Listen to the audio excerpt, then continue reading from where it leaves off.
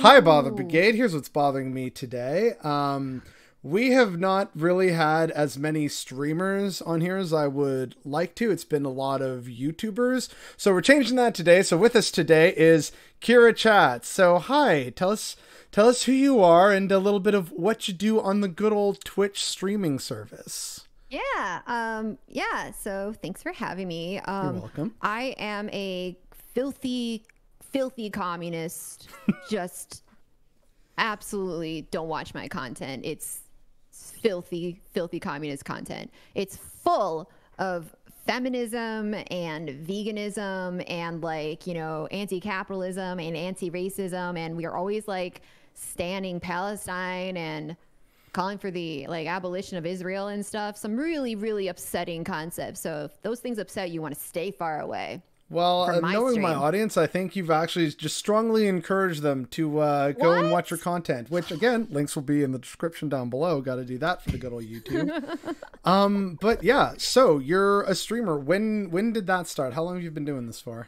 So I never meant to be a streamer. So I was, this is forever ago, I think 6 or something years ago. I started streaming while I was doing a PhD. I hated my PhD. I was just trying to finish it out for the year, because I was like, at the end of the year, if I still hate it, I'm gonna quit. Because you hate things sometimes in the middle of the stress, but sometimes you need a little moment to back away and feel like maybe this is actually fine.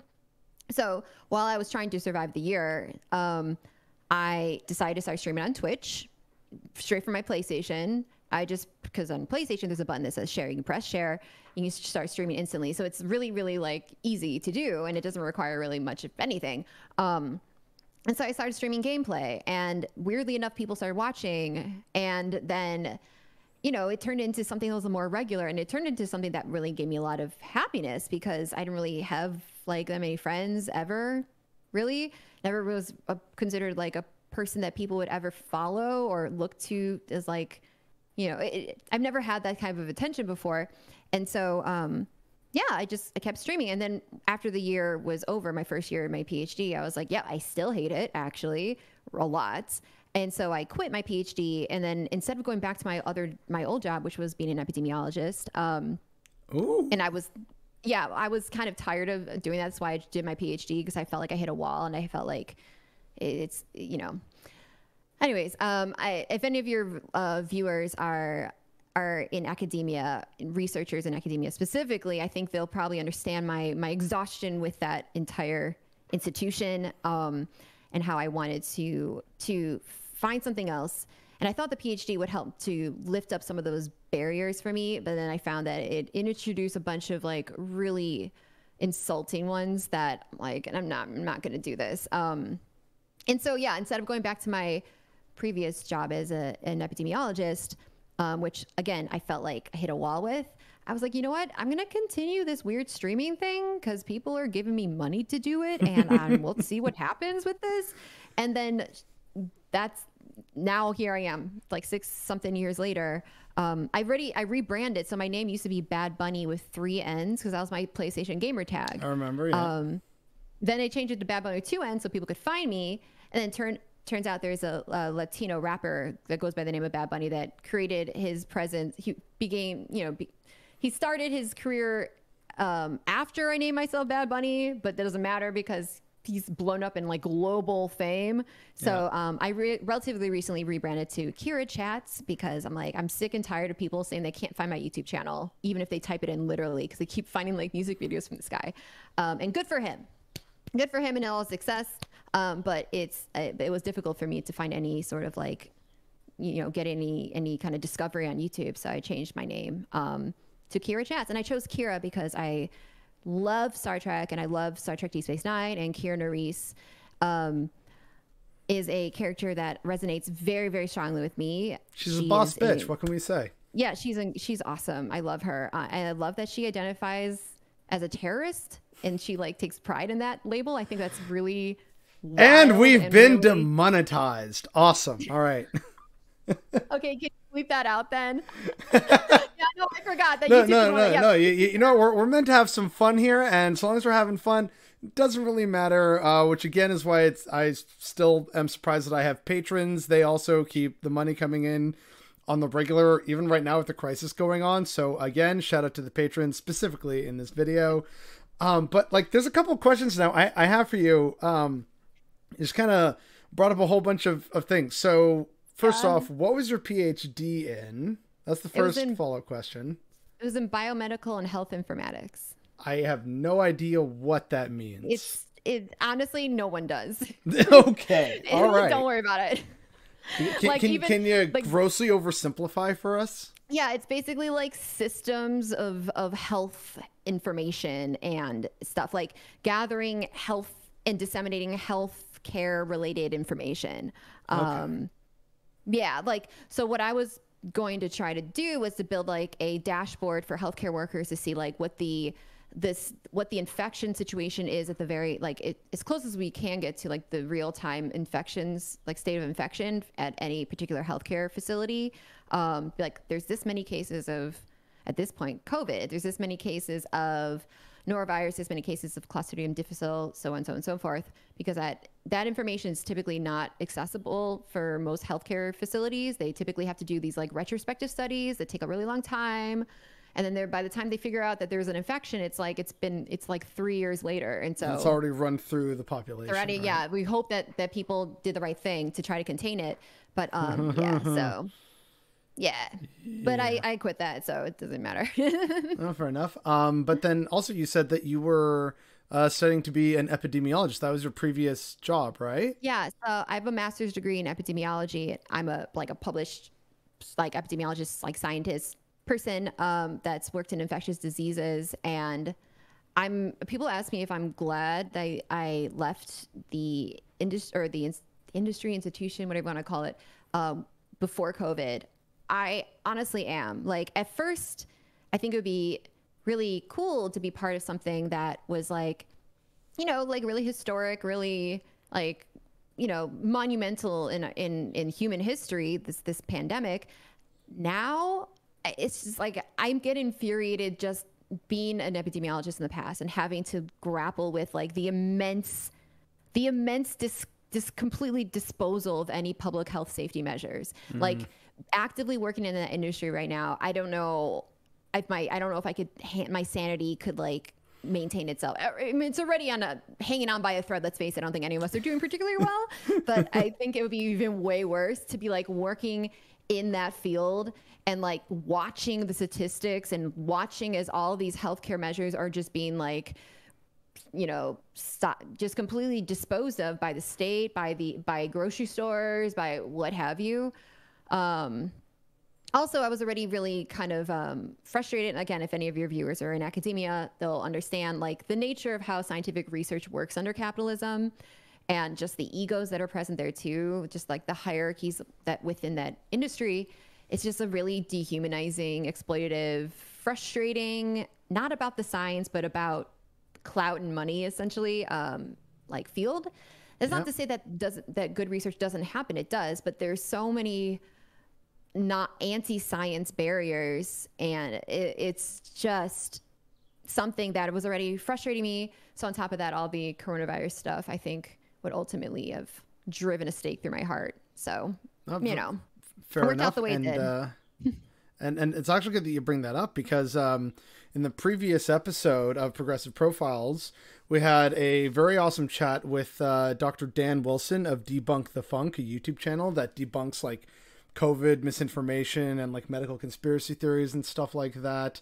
And he's a molecular biologist. And of course we talked about the nature of the capitalist system, of big pharma, and how it's like, unfortunately you have to kind of work with what you have right now. So yeah, people do need to approach big pharma for funding for certain things, because they're the only ones who have that capital backing to actually start producing vaccines, medications, pills, treatments, etc. And so it's like, yeah, we don't want it to be this way, but unfortunately it's like that quote that people say is like, the person who invented the light bulb worked by candlelight. You have to kind of deal with the hand you've been dealt socially. But of course that means that big pharma is only going to focus on what they think is going to be profitable, and therein lies the problem. So hopefully, we're going to get a good kind of nice transition through both of these episodes now about talking about capitalism and the absolute terrible, awful state of things right now because of it. And I guess we should probably ask, you said right at the start, trying to dissuade my lovely Bothered Brigade from watching you, saying you were a communist. I'm pretty sure like a good chunk of my viewers are communist. So, you know, they're going to be perfectly fine with that. But how and why did you become a communist over, say, socialist or democratic socialist or social democrat? Sorry, like, you know, what was your radicalization process, I guess? Well, I can, whenever people ask me this question, because I used to be, you know, born and raised in the Midwest to a Christian conservative family of landlords and racists and such. My condolences. Yeah. I will never truly understand, and I don't think anyone can ever really truly understand and speak to like the realities of how their de-radicalization went. Because a lot of us like to tell our lives as like this concise story that has like linear steps that lead to each other, and like we like to feel like we had some sort of control over those steps, like then I went to this person and so on and so forth, where I don't think people are really truly understanding of how utterly susceptible we are to propaganda, both good propaganda and bad propaganda, and all the seeds that are planted in our minds that lead us to even watch a YouTube video that we might think is the thing that de-radicalized us, or putting us in the perspective, the mindset that will allow us to absorb this information. I mean, you take an anti-vaxxer and you show them statistics on vaccination rates like leading to good things, and they're going to view that in a different way than maybe you or I would, because we have a different perspective on these things. You know, we're open-minded to, and we haven't closed off certain avenues of reasoning. And so like, sorry for the really pedantic, obnoxious answer, and I will try to answer your question. But I just want to preface with that like I don't think any of us can truly really tell our own stories in a way that will truly reflect the reality of how we were de-radicalized. And I think it's important to note that, because there's a lot of people that like insist that they watch this epic internet debate and that's the thing that changed them. And then you see that they haven't changed. They're actually still a piece of shit, one. And two, that's not how that works. You got to stop looking to senpais as like the people that dictate and puppeteer the perspectives of people. That's just literally not how that shit works at all. Anyways, yeah. So coming from like that kind of like reactionary Midwest background, which, you know, if you're white in the Midwest, you probably have a very similar background. It's not particularly unique. I mean, I voted for Obama, so I wasn't like the most awful person, but I was like your standard white liberal, which when I say conservative upbringing, I don't mean like a Republican Party upbringing. I mean, if you are a status quo white person in America, you are conservative, or you are right wing, or whatever description you want to put there. It's not good. You got white supremacy going on, you got patriarchy going on, you got all the problematic shit going on, imperialism, so on and so forth. But with the nature of how American politics work, that we are given this myth of like, no, you're actually very, very left, or you're moderate. Like there could be such a thing called moderate in a genocidal state, right? Moderately genocidal. Like what is that? So yeah, it's one of those problems with America where the Overton window is so far to the right that, you know, Bernie Sanders is seen as some radical left-wing communist, and yet even by Canadian standards, like, it's like he's left of center, and by like international standards, it's like, yeah, well, Canada, your left of center is our like center right. So, you know, like it's perspective. By the way, I do want to make an effort to say that while America is probably like one of the, you know, it's extremely in a bad place now, and was always, Canada is not an exception to this, which I know you know this. True. But I want to make sure that everyone knows that Canadians oftentimes benefit from the extreme like cartoonish evil that America can be by being like, see, we're not like that, so we're good guys. But that's actually not the case. Canada is a very racist, patriarchal, genocidal, imperialist state that is, just I know you know this, but I just want to make that declaration, because there's always someone out there that's like, see, I'm Canadian, so I'm better.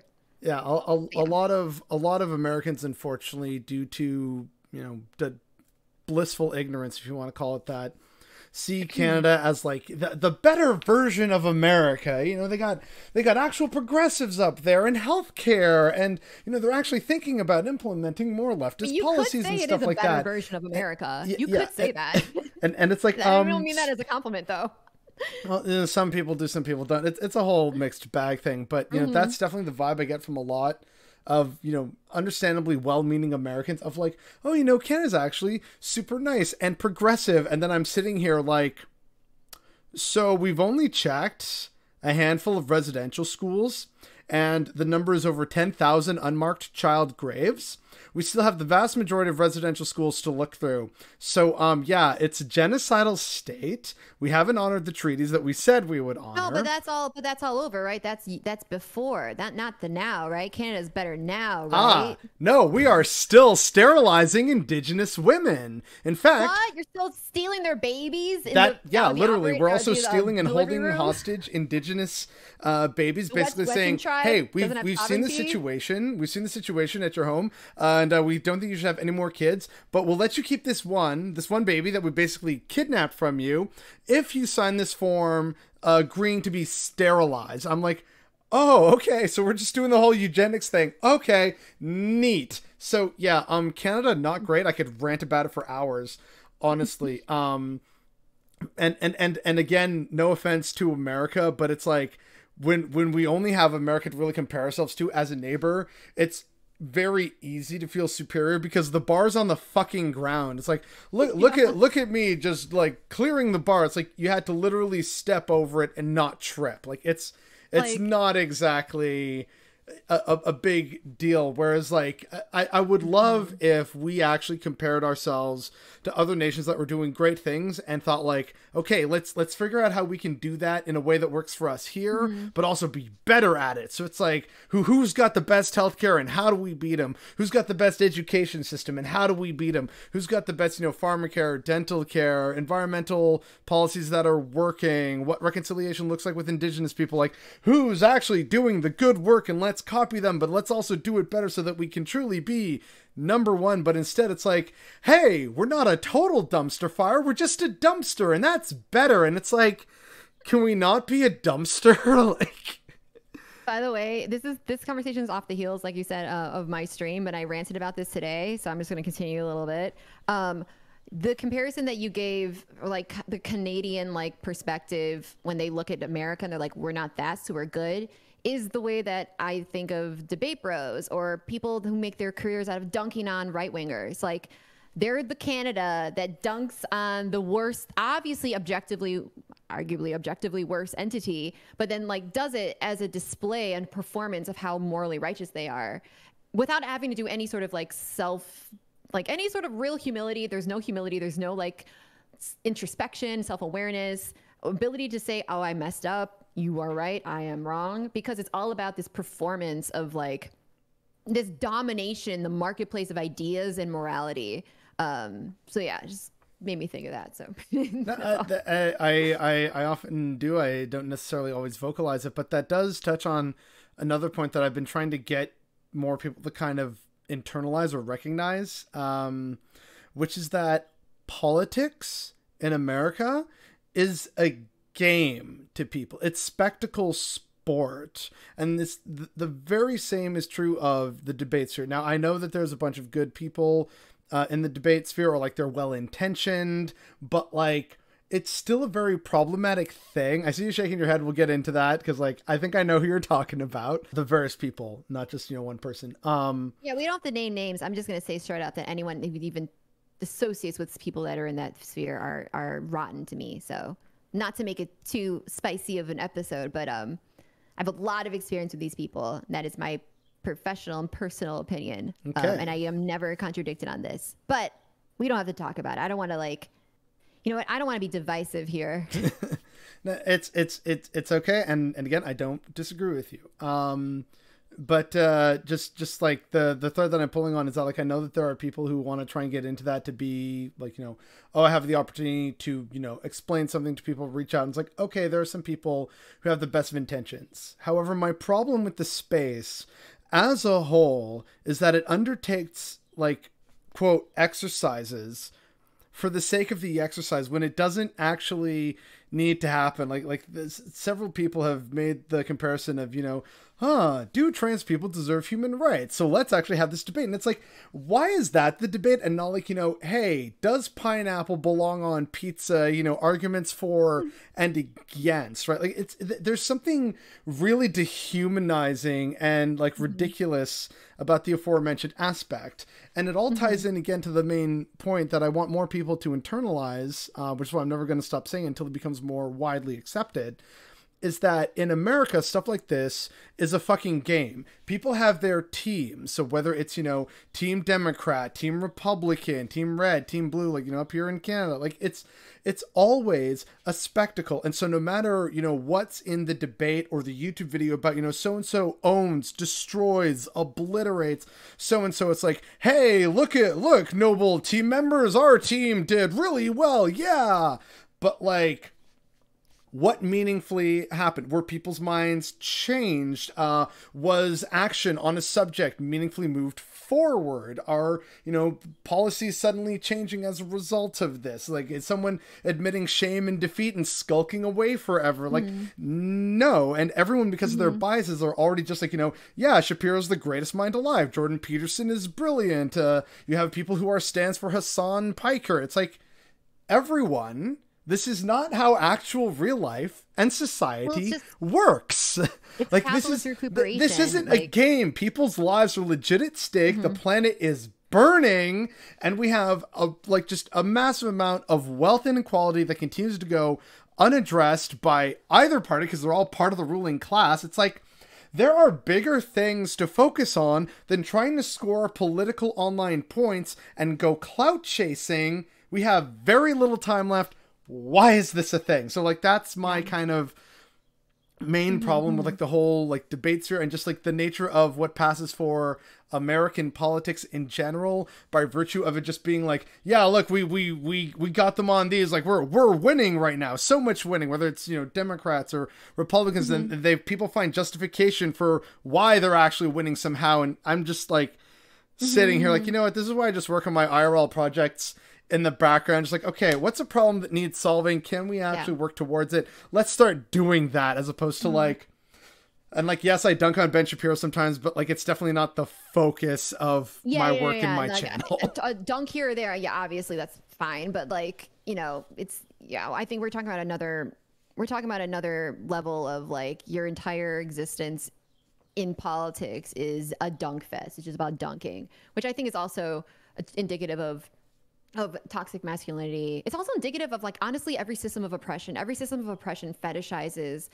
domination and in some way. And there's culture, when I say every system of oppression, it gives this impression that you can like surgically isolate every system. This is the white supremacy way that, all these systems work in tandem with each other, but they all fetishize might makes right. They all fetishize the like, and build culture around domination of those that are, build rationale for domination of those that they are exploiting or for whatever reason dominating for some reason. And there's always a justification for it. They pretend it's biological, they pretend it's cultural, religion. It's like there's always some excuse for why, rather than an actual systemic analysis of what led to the situation. Well, your frustration with all of this, and by the way, what you're describing is absolutely something I'm frustrated with as well. Welcome to the club. Me and my viewers, my viewers and I have like described it in many ways, and one of the ways we describe it is the like, it's like the industry of takes or something like that. Something about takes. We have different ways of saying it, but when people propose their takes, or they have a really good take, or what a bad take, or what's their take on this, let's get your take. To me, like, don't get me wrong, that word, I'll use it sometimes, and I don't think it's inherently like an evil thing, but I think it is representative most of the time in this like alienation from the actual reality of what you're actually talking about. When you're describing your position on, say, Palestine as a take, I think you are alienating Palestinians. You're pushing the actual atrocities and your complicitness in those atrocities, aside, and you're isolating things down to this like a talking point, or just like something you present in a debate to debate the human rights of somebody. And it completely is just not even remotely taking it into account, like reality, like the living and breathing individuals that are being victimized actively as we are sharing our so-called takes.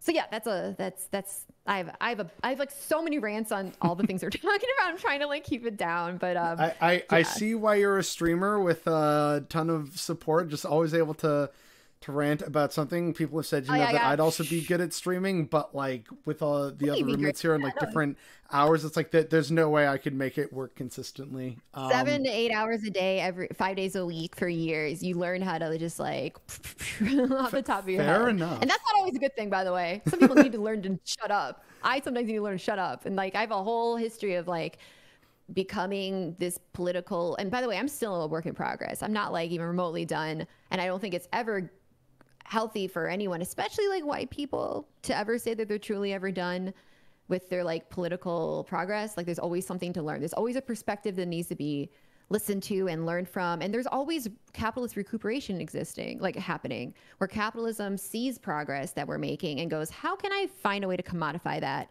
How can I find a way to cut the legs off of this and just keep like the basic idea, but look, like Mr. Beast. Yeah, I was about to say, like, case in point, Squid Game. It's like, here's this monumental force of like, hey, capitalism fucking sucks. And then capitalism said, I can make money off of this. And we can somehow like pretend that it's bad when they take away the anti-capitalist message, but it's also bad when capitalism presents itself as anti-capitalist, which is a big problem that a lot of content creators have. I am in the streaming world, so I specifically can criticize the streamers for doing this. I'm an anti-capitalist, so you make sure you subscribe to my channel. Make sure you blah, blah, blah, blah, blah, buy my merch. And I understand. And listen, I'm not going to criticize that approach, period. I mean, I don't know if people are aware, but I'm also that bitch who yelled out, I want $5 a month, and that went viral for that and got relentlessly harassed. For the record, I do characters on my stream. I do over-the-top bitches, but I also do want to be paid for my labor. So it's a fun way that I thought that my community agreed was fun way to like, manage to marry those two things, needing money, but also trying to make it entertaining.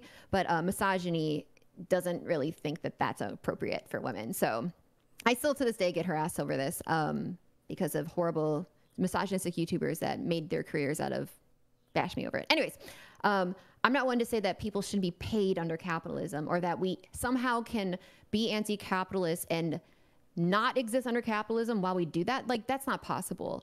But I think there is a line there. There's a line, and I'm not the best at describing exactly what that line is, but I think it's one of those things where the priorities of a person shift from making this about profit, making this about, centering myself and being a hero even, versus, trying to do the work, but here, pay me on the way as I do it so we can keep this thing going.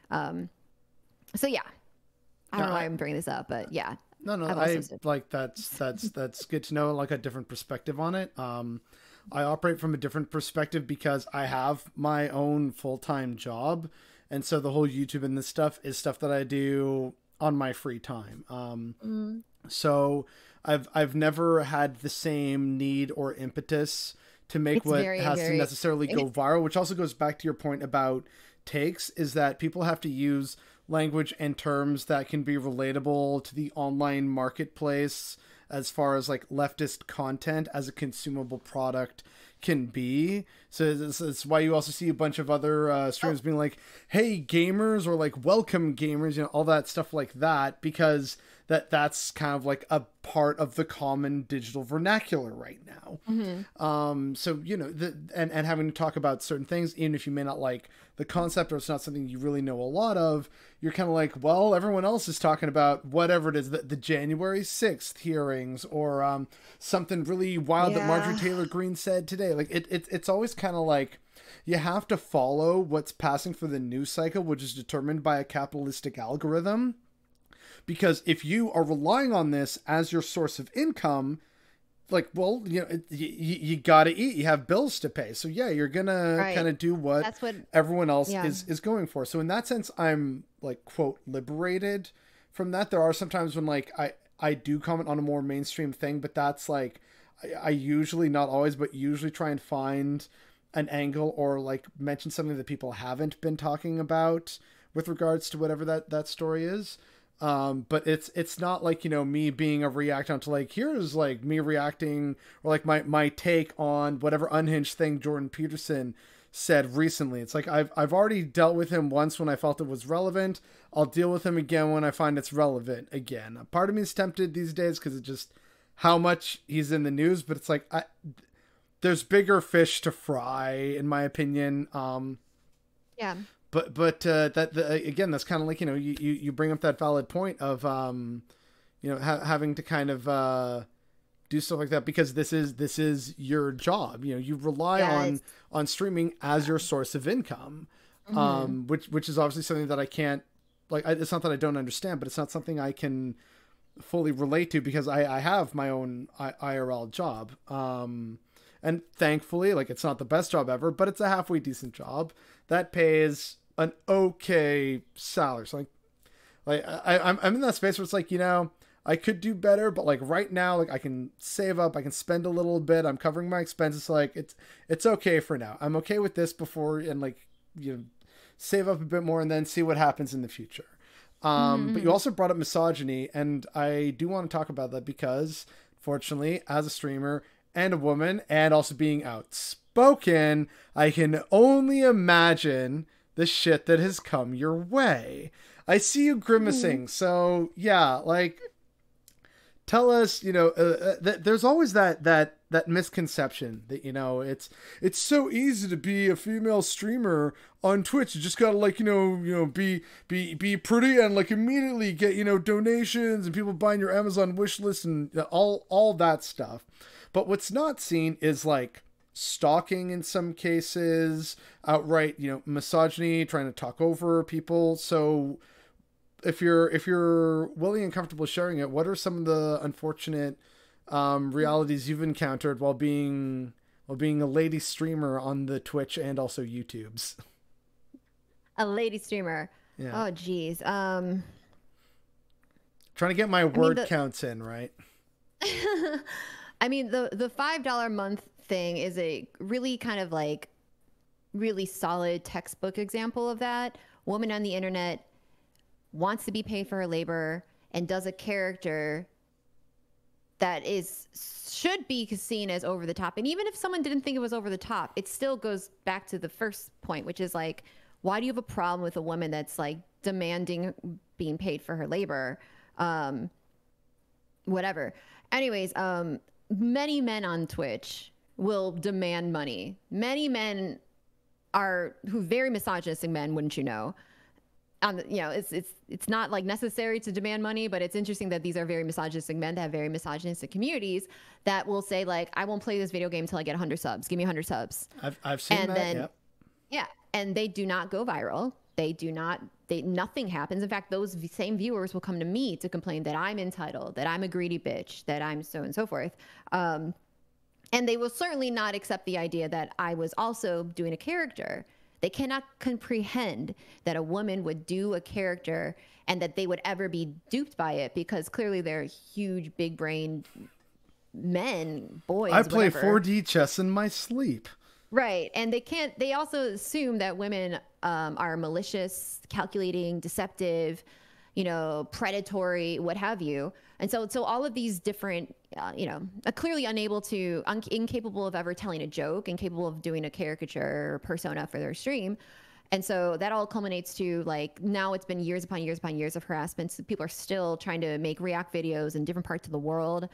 Sometimes I get like an influx of Brazilian misogynists and someone's like, well, some Brazilian YouTuber just made a video about you on $5 a month. I'm like, well, because the next few months is going to be nothing but this harassment and like a bigger level. Ugh, so sounds exhausting. It's the gift that keeps, it's just the one of the many, like I say all sorts of stuff on my stream. This is just one of the most publicized in like the harassment that I've gotten, but there's many things where people try to hound me for having the gall to, how dare I say such a thing? How dare she not know her place? And also a really, really safe and enjoyable opportunity to sit behind an anonymous username and get your misogynistic energy. You can exercise that misogynistic energy, and you can unload all of that like anger and feelings of alienation, so on and so forth, onto a really, a great target, which is me. Just vomit all over the keyboard. Yeah. So that's a great example.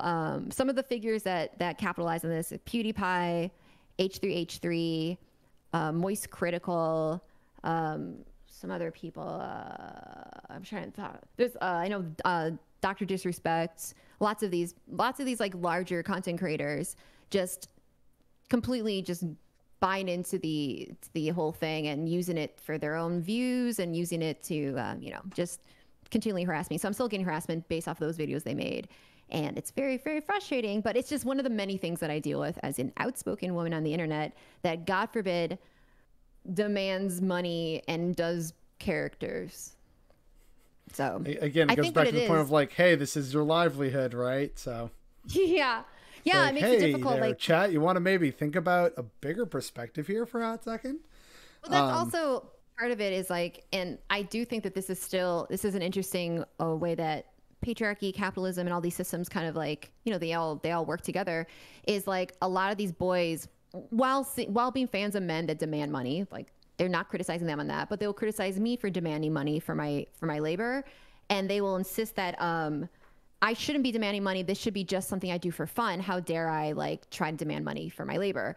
I think some of that has to do with the nature of streaming, especially like gamer bros that come my way, insisting that like streaming is like a dream job if they could only be these like big streamers that like just have a community and like are super famous, and that should be just enough to satiate you. They can't comprehend that someone would like want to be compensated for that labor.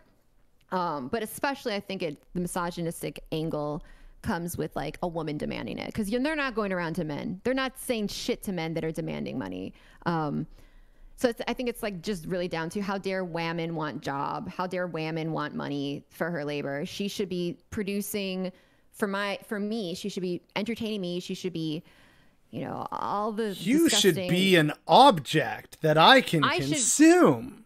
Exactly. Yeah. So, yeah. That's basically it. So, that's probably like a really prominent way that I am treated like shit. I mean, I regularly get sexist comments in my chat. Every woman on Twitch gets that. Hate raids.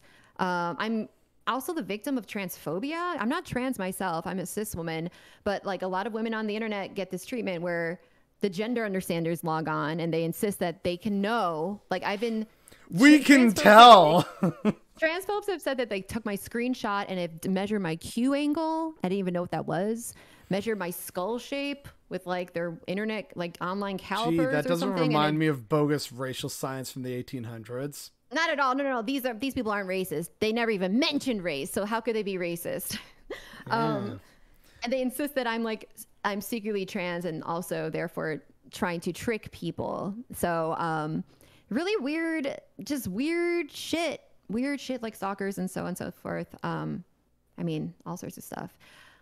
So yeah, it's been, there's times where I just think like, oh God, I hate being a woman. I wish I was just a man.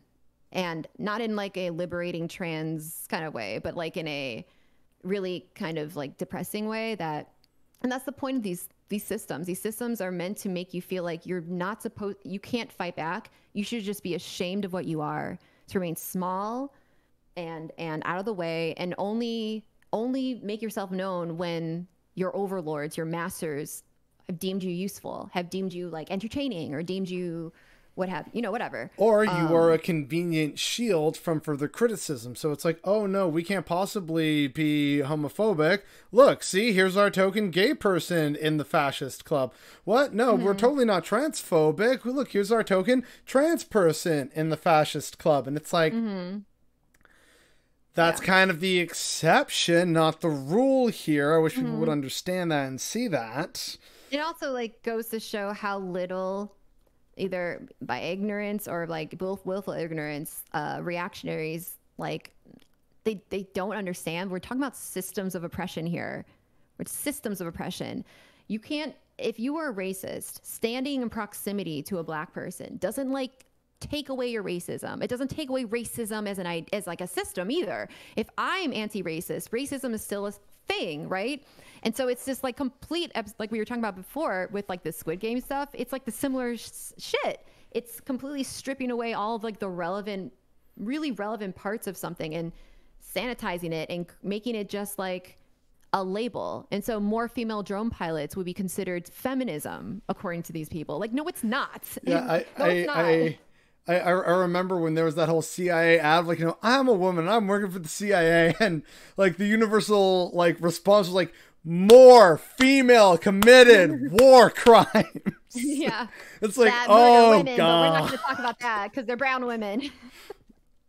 Yeah. Oh, yeah, like there's that Matt Borst comic of like, I heard the drones this time are being sent by a white lady who's president in America. It's like, oh boy, yeah, wow, that's kind of how it is. Doesn't it warm your heart that our children are being bombed by a woman? Isn't that wonderful? Yeah, it's like the Predator drone says, Black Lives Matter on the side before it, bombs an Afghan wedding. Jesus. Yeah, I know, but it's like that's kind of how, unfortunately, I view a lot of well, not a lot of, basically the entire Democratic Party establishment. But to sort of lighten the mood a bit and to touch on something you just recently mentioned, about like, systemic racism and also about white privilege. I'd just like to share a story with you and also with people who are listening to this right now and tuning in. There's a very good friend of mine. We're still good friends to this day, despite having lived in various different corners of the world at one point. But when he was younger, he grew up very poor. So he wasn't able to separate his whiteness from his poverty, right? Which I know something a lot of people struggle with. It's like, how can I be privileged? I'm poor. We barely had, the power on, didn't always have food readily available, ramen noodle nights, like multiple times a week. And again, I had several other friends who were kind of like well-meaning, junior leftists or progressives at that point in time, who are trying to explain, even though they'd only just recently started learning about this, so they're really just parroting back stuff that they had heard rather than actually fully understanding it. And they were trying to, help him. And he was open to like trying to learn, but he just couldn't get and understand what they were saying. And, like, I know for a lot of people, I'm either white or white passing now, but I've definitely gotten a lot of flack for my race before, especially in middle school, and also post 9/11. That was not a fun time. So, and also having like, my dad's black and I have cousins who are much darker than me. And some of my sisters are darker than me. So, race has always been a part of my experience growing up once I became aware of it at like age 9 or 10. And seeing how, people like my dad are treated differently from myself or like my mom or my aunt, stuff like that. So, I just kind of grew up with all that stuff. My dad had the talk with me about, hey son, here's how to hopefully survive an encounter with cops. And I'm like, what? Okay. All right. I'm listening. And noticing little things like going to the convenience store and being followed, get into an elevator, lady grabs her purse a little tighter, go to a bus shelter, someone leaves the bus shelter or like, stands in the corner facing you a bit more and like has their hands in their pockets a little like tighter, even though I'm wearing clothes that are like more expensive than whatever's in their fucking purse, like all these little things that you start to notice after a while of like, is this racism? Like, do I smell? Like, no, I had a shower this morning. So what the fuck, right? My friend here who was trying to get it, but still couldn't understand it. And one day there was like a whole bunch of us, we were like a house party or something. And I just said to him, like, dude, it's the fact that you can get onto an elevator and the lady isn't going to instinctively clutch her purse. And somehow that clicked with him of like, oh, okay. So yeah, like it doesn't have to do with, poverty and my history. It's actually the fact that like, both of us, whether we're poor or wealthy or not, is like, yeah, I get onto the elevator. It's like, oh, what a nice young man. I get onto the elevator and it's like silence because I don't want to talk to the immigrant who may steal my purse, right? So that, for whatever reason, finally clued into him and like several other friends trying to be like, well, no, we have to talk about, the nature of whiteness and white privilege, and like, parroting like stuff they just heard in a college lecture or something. And here it is, just me being like, bro, it's this. And that worked. So good for him. But that shows that's a point of struggle for a lot of people, where they can't separate their personal struggles from their whiteness. And it's like, it's not trying to negate your struggle. It's saying that your struggle wasn't because of your whiteness, which is a very difficult thing for a lot of people to internalize and understand, because for them, it's like, well, then why am I suffering? And so that could be a good point of further radicalization of like, it's because of capitalism and all these terrible, awful systems in place. But instead it's like, no, see, it's all just, more BS because no one wants to hear it. And also, like, not everybody's got time for theory. Like, there are lots of people who are working multiple jobs. They're working, 10, 12, 14, 16 hours a day. They're, self-medicating and just barely having any chance to sleep or enjoy themselves. So telling people, hey, just read theory, it's like, yeah, when they have the time and if they have the agency and if they're also literate, great. But that's not everyone. Like, and not everyone likes reading, unfortunately. So, and I'm not going to fault people for that. I hate reading. Like, I barely read. I need to read more. I mean, honestly, I love reading, but I get that lots of people like you, like, some other people, even in my own family, aren't necessarily huge book nerds or even like reading comics and stuff. Like, they just don't like reading, and so like that's fine. But then we have to find different ways of being able to effectively simplify and get a message out to people that isn't just like, hey, go read, 50 Wikipedia pages and then please read Das Kapital on top of that. And then also, because, that shouldn't be the only source, please read a whole bunch more literature by anarchists and communists and syndicalists. And it's like, yeah, look, I like that and I can do that because sometimes I have long commutes or stretches of my job where I'm basically sitting alone in the car for 30 minutes. It's like, well, while I have the time, let me listen to this or read a little bit of this.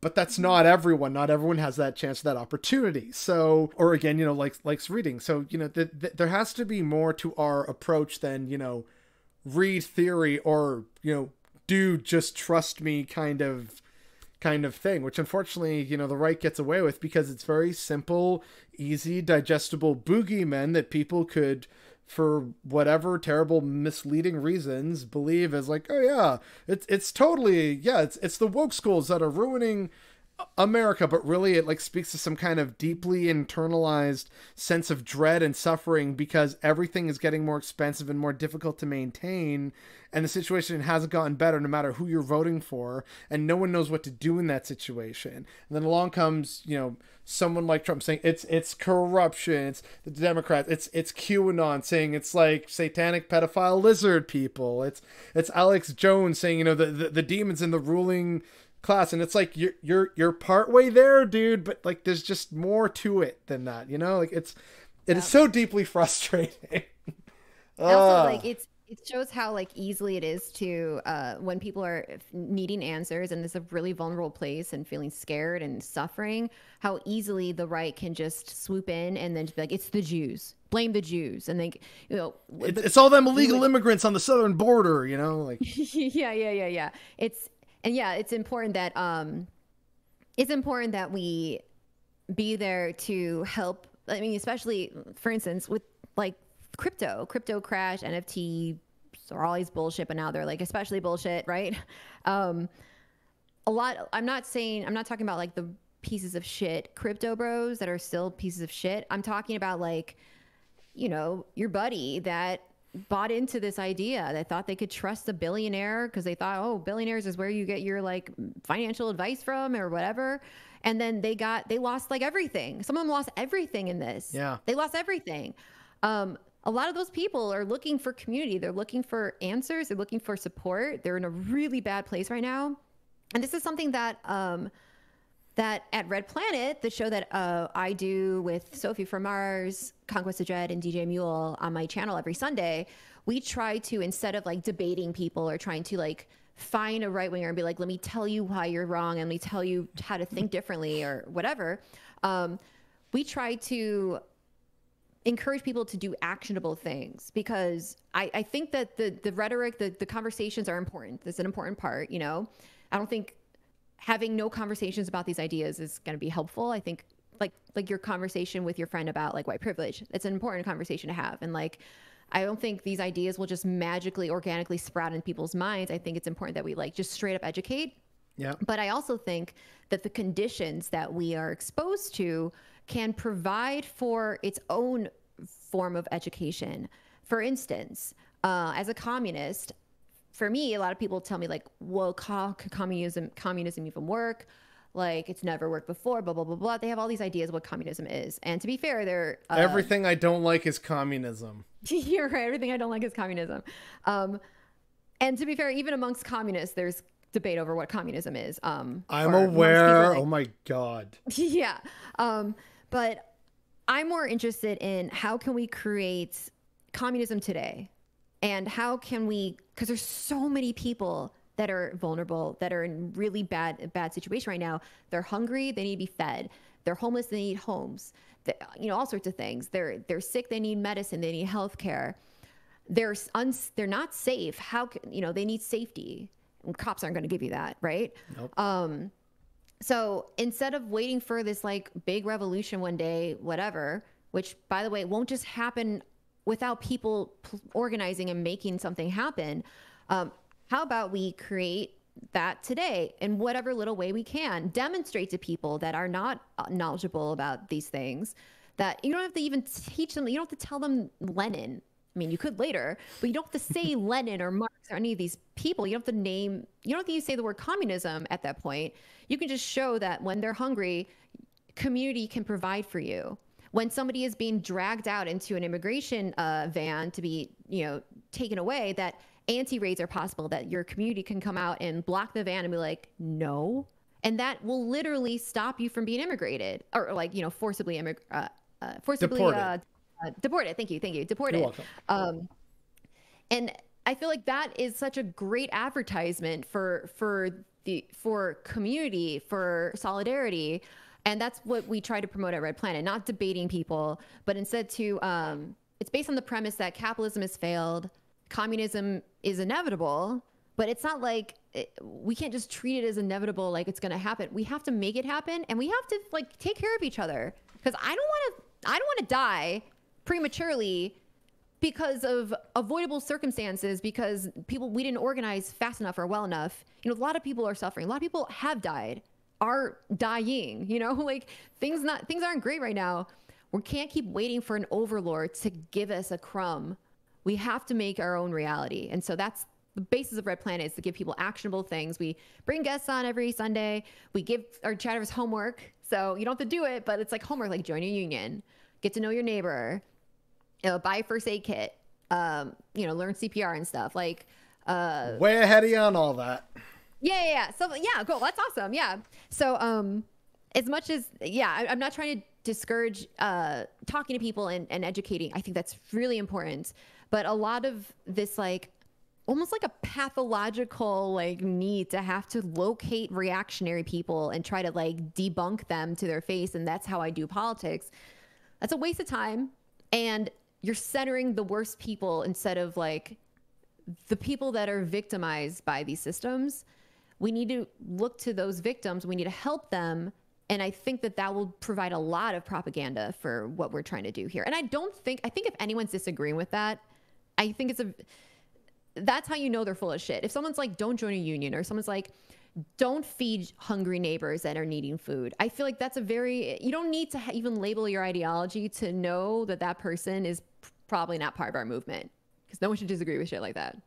Yeah, that's the kind of like unhinged stuff. Like, you know, there was that video that I saw, like, it feels like maybe a year ago, but it could have been like 2 years ago, where she was mad. She was like some self-professed evangelical Christian, and she was mad that schools were actually still giving free lunches. And it's like, lady, can I tell you about Jesus and what he did? Like, hello? Just like Jesus said, never feed the hungry, especially if they're children.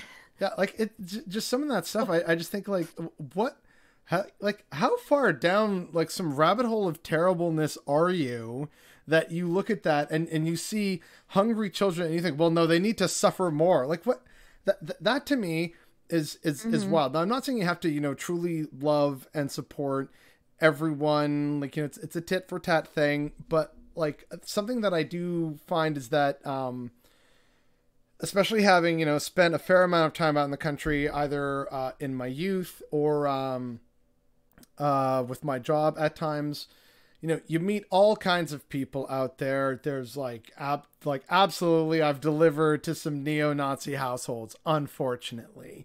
At the same time, I've delivered to like gay hippies. So it's like, you know, there's everything in between this out in the countryside.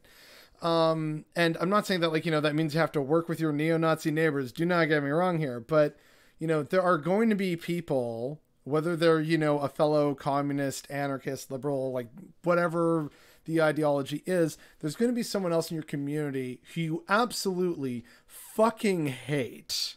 But hopefully you can both still be adults and be like, we both agree that like this is a good goal to work towards, and we're going to do what we can, where we can, to meaningfully work towards that and not stop just because we don't like each other. Not saying you have to go and like canvas as part of the same team or be at the same table, you know, handing out food, but just like, okay, you're doing the delivery side, I'm doing the cooking side. Okay, great. Thank you, comrade. You know, like everyone wants to save the world, but no one wants to help their asshole neighbor, right? Even though they're part of your community and your society.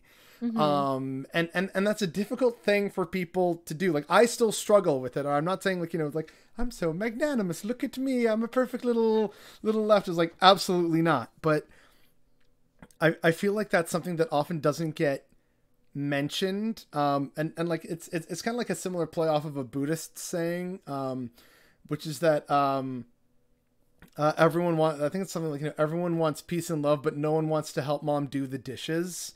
And it's like, you know, these little things that you can do that aren't necessarily about spiritual enlightenment, but it does meaningfully improve, you know, someone's life, even just for a brief moment. So, you know, be kind when and where you can, donate and be generous when and where you can, right? Like it's, that I think is something that is worth taking and holding on to, which I think also ties into you and what you're saying about Red Planet of like, you know, hey, you know, what can we do? Actionable things, giving chatters homework.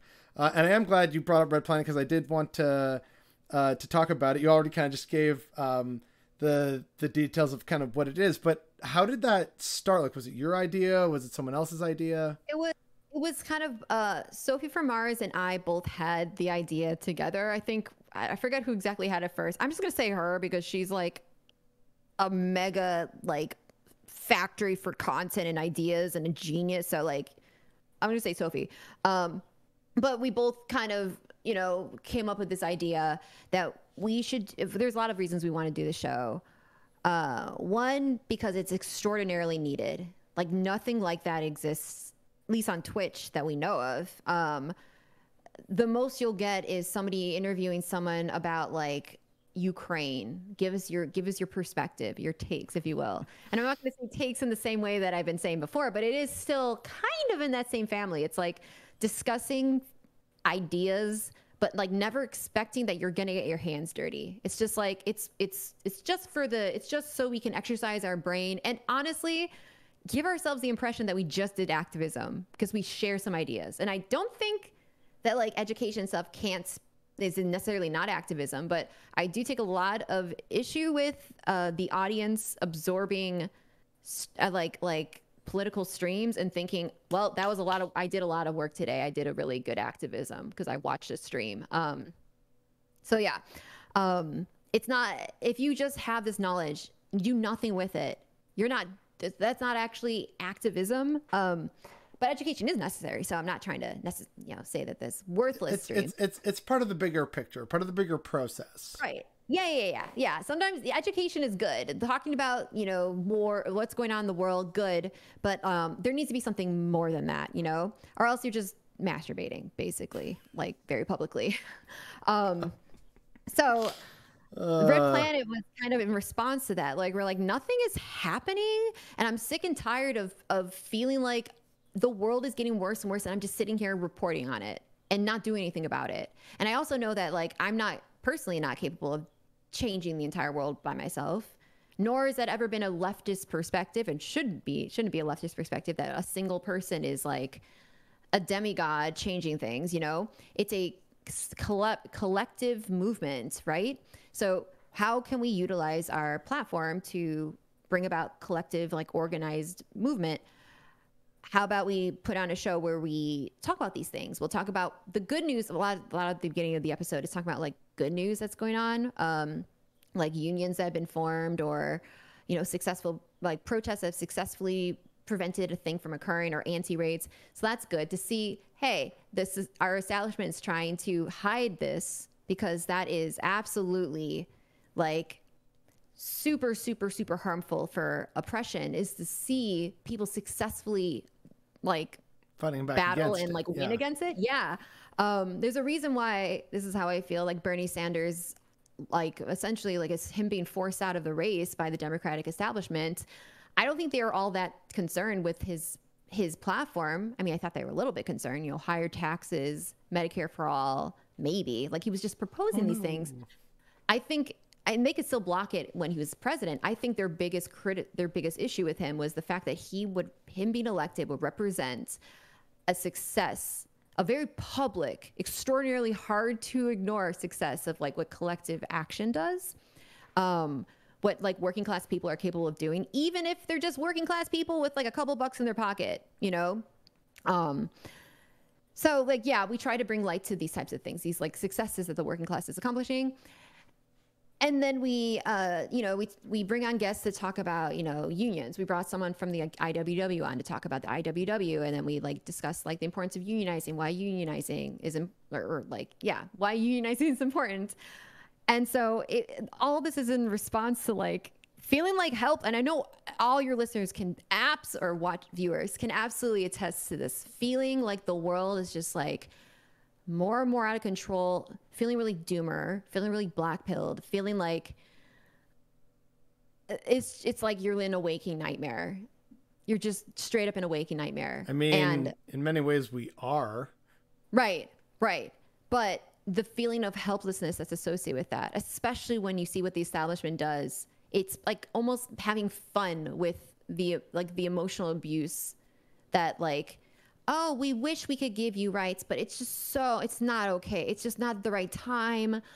Oh, and this one person, this is democracy. That one person's not, you know, they don't want it. So we want to, but the Democratic Party basically just being the party of telling people why they can't have obviously good things. Yeah, like this is, we are in like a nightmare. And we have been, for the record. A lot of white middle class people are waking up to this reality since Trump. But like, let's be real, marginalized people have always been in this situation. It's just that now more of us are being aware of it. Yeah, we just felt like we have to do something about this. And honestly, it's selfishly also for me. I am very saddened and very depressed by our reality. I already have depression, and this world doesn't help it anymore. So Red Planet's also for me. Yeah, Red Planet's also for me in a selfish level, just to create something that will help to like take all this negative, like everything, and like allow something to be done, because we have to do something, and something will inevitably be done. But like, wouldn't you want it to happen sooner? Wouldn't you not want to be killed in the process? Wouldn't you want your friends to not have to suffer, or people you haven't even met? I don't like hearing about people I haven't met suffering. That also hurts me. I don't have to know them. It still is horrible. Like I do to an extent feel bad for, you know, some of these people in QAnon, the Freedom Convoy here in Canada, like to an extent, right? A great part of me is like, actually, you know what? You're just honestly terrible, awful people. But I can at least understand what's motivating a lot of them, which is fear and uncertainty about the future. They've unfortunately just gone to the wrong people and down the wrong rabbit hole. And that's like the tragedy. Like even crypto bros, like we were talking about earlier, you know, they're the appeal, right? And like, I get it. It's, oh, decentralized, like away from like the big greedy banks that will like change things. It's all within potentially our control. We get to vote, and like you see it in so many of the pitches for a lot of cryptocurrencies. It's like it's totally decentralized, it's open, it's democratic. So however many, you know, pieces of the coin you have, like that's, you know, votes or a percentage of the share, that we all want this to succeed. So there's, you know, our self motivation. Like it is in a lot of ways very attractive to a lot of people of like, well, yeah, screw, you know, the bank and like stocks and whatnot. Like, here's an actual community and I can, like, you know, use it as needed. It's away from the prying eyes of the bank. And then you find out later, oh, wait, no, they've been selling data to ICE and like the CIA so that they can keep tracking you. They've been tracking cryptocurrency for years, turns out, through Coinbase or CoinPurse or whatever it was. There's that story recently. Lots of people use that flowery language to like just create scams and rob people of millions. People are like losing, you know, they took money or like, you know, their parents' money and like put it aside saying, yeah, it's going to turn out great for like retirement or something. And it's all gone. Like, you know, they put they you know, put their house as collateral on this stuff. And like, it's gone. And so, yeah, I absolutely feel bad for them because, you know, they wanted some sense of success and security that they weren't getting in the current system, right? So there's that appetite for it. And yet they were, you know, led by the nose by snake oil salesmen and they got burned. Yeah. It's sad to see. Yeah. In that sense, they have my sympathy. But when they're also like, you know, like with the crypto bros who are like, have fun staying poor. It's like, you know what? Fuck you. Yeah. Yeah. If you're a dick to me, I will still find ways to remember that you're a human being, but I am not, you're not the top of my list if I'm looking for people that I'm going to help and extend support. My like, yeah, like there's so many crypto bros that are, I don't even want to call them crypto bros necessarily because they're probably, if they were once, but maybe not anymore. But yeah, there's plenty of people that are like really in bad places and they're not pieces of shit about it. They're not like lashing out and being like misogynistic, transphobic Elon Musk stands about it, you know? I feel like those people can absolutely be like, we can absolutely like extend our support to them. And in fact, it's not even just like nice to do. It's necessary. Like solidarity is necessary for us to be liberated. All of us, every single one of us to be liberated. It doesn't mean that I'm like when I say solidarity, I mean like caring about the fates of people, knowing that their fates are intrinsically tied to mine, knowing that there is no such thing as like surgically liberating one group and not liberating others. So yeah, like, yeah, I agree with what you're saying.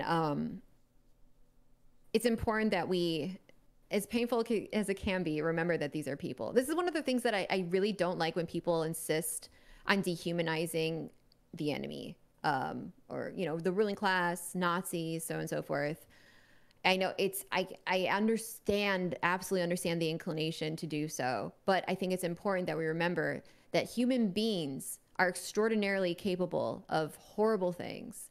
And they weren't just born with like the Nazi gene and now look, they're just stuck that way.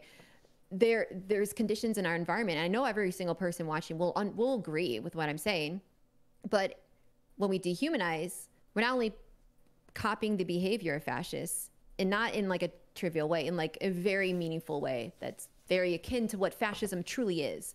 But also we're presenting ourselves as like somehow genetically superior or something to another group of people, and that like there's no rhyme or reason for how we're standing over here and they're standing over there. It's nothing to do with anything except just like they're filth and we're not filth. Like, I think that division is extraordinarily ignorant and will only lead to further replication of the problem, because we're not identifying the origins of fascism, what fascism truly is. Yeah, and like, you know, it's difficult to accept that the most horrible people today, you know, past or present, right? They were still people. They're terrible, god-awful people who deserve all the bad things, but they were still people. So it's like, yeah, I hate all the people who have been racist, shitty, terrible, abusive towards me. At the same time, I know a ton more humans, that whether I'm related to them or not, who are wonderful, awesome humans who I want to see like flourish and thrive and succeed. So, you know, it's not about, one is actually, humanity and the other is not. It's that unfortunately both are parts of this big old complicated thing we call humanity and existence, which is why the fight against fascism is all the more important. And it's why it's deeply frustrating to me to see in America so many people still drinking the liberal Kool-Aid of like, this is why you gotta vote super hard in the midterms. Like all the other information I see in the background is like, so based on like cases that the Supreme Court is getting ready to hear, that could be negated very easily. So I need people to stop thinking it's just about, voting and registering friends to vote. It's like, you need to be out in the street, of course, safely, because we know the cops ain't going to be on your side. You got to show solidarity with the LGBTQ community because they're under attack right now by Proud Boys serving as brown shirts for like Trump and DeSantis and all these other terrible, awful people. Sure, there's, online education and stuff that people could be doing, sharing resources, fighting back against disinformation. But it's also like, yeah, you kind of need to get outside, get into those streets, start harassing these people at their places of work and their businesses. Like, I remember when I made a video on this when it was first kind of coming out, like, what do we do? It's like, well, Mexico can teach us some lessons because when they wanted to come for women's reproductive rights in Mexico, activists damn near burned down the parliamentary building. And in the wake of that threat, they didn't succeed, but it was the threat. Then the Supreme Court of Mexico relented, like, okay, we're not going to touch that anymore. So it's like, hey, funny that Mexico didn't need to have an election to secure rights. I wonder if there's some lessons to be found in this. See, also, crucially to your point earlier about like people not always knowing about stuff that's going on right now, Ecuador is still, I'm pretty sure, going through a massive general strike that like no one except obscure like or like in the know leftist groups or like online publications. Red Planet. Yes. So like I've basically only seen like Red Planet, World Socialist Network or something like that, like the WSWS online publication. I think Jacobin maybe had a piece, but like I'm not sure if I saw that in my like inbox or not. So like only kind of like people who are already in the know with leftism and like communism and stuff are aware of this. But, am I hearing about it on CBC radio? Am I seeing people talk about like, oh, I saw in the news, Ecuador was in the news. It's like, oh, I even mentioned it to some of my family and they didn't even know about it. And like some of them are from there. So it's like, okay. Oh like, my God. Well, yeah, well, so because it's just like, it's not something like most of the family from there already got out. So it's not like, it's not like we still have splits, like everyone's here now. But yeah, it was just one of those things where I'm just sitting here like, so there's a massive general strike going on and mainstream media isn't talking about it because, that would show people, hey, what if we tried that here? And, we didn't have to wait for voting and wait for the Dems to dangle Roe v. Wade legislation and fundraise millions of dollars off of that. What if we took power into our own hands? Oh, hey. Yeah. It's back to that like thing that I was talking about with like the Bernie Sanders campaign and, you can see unionization, shit like that.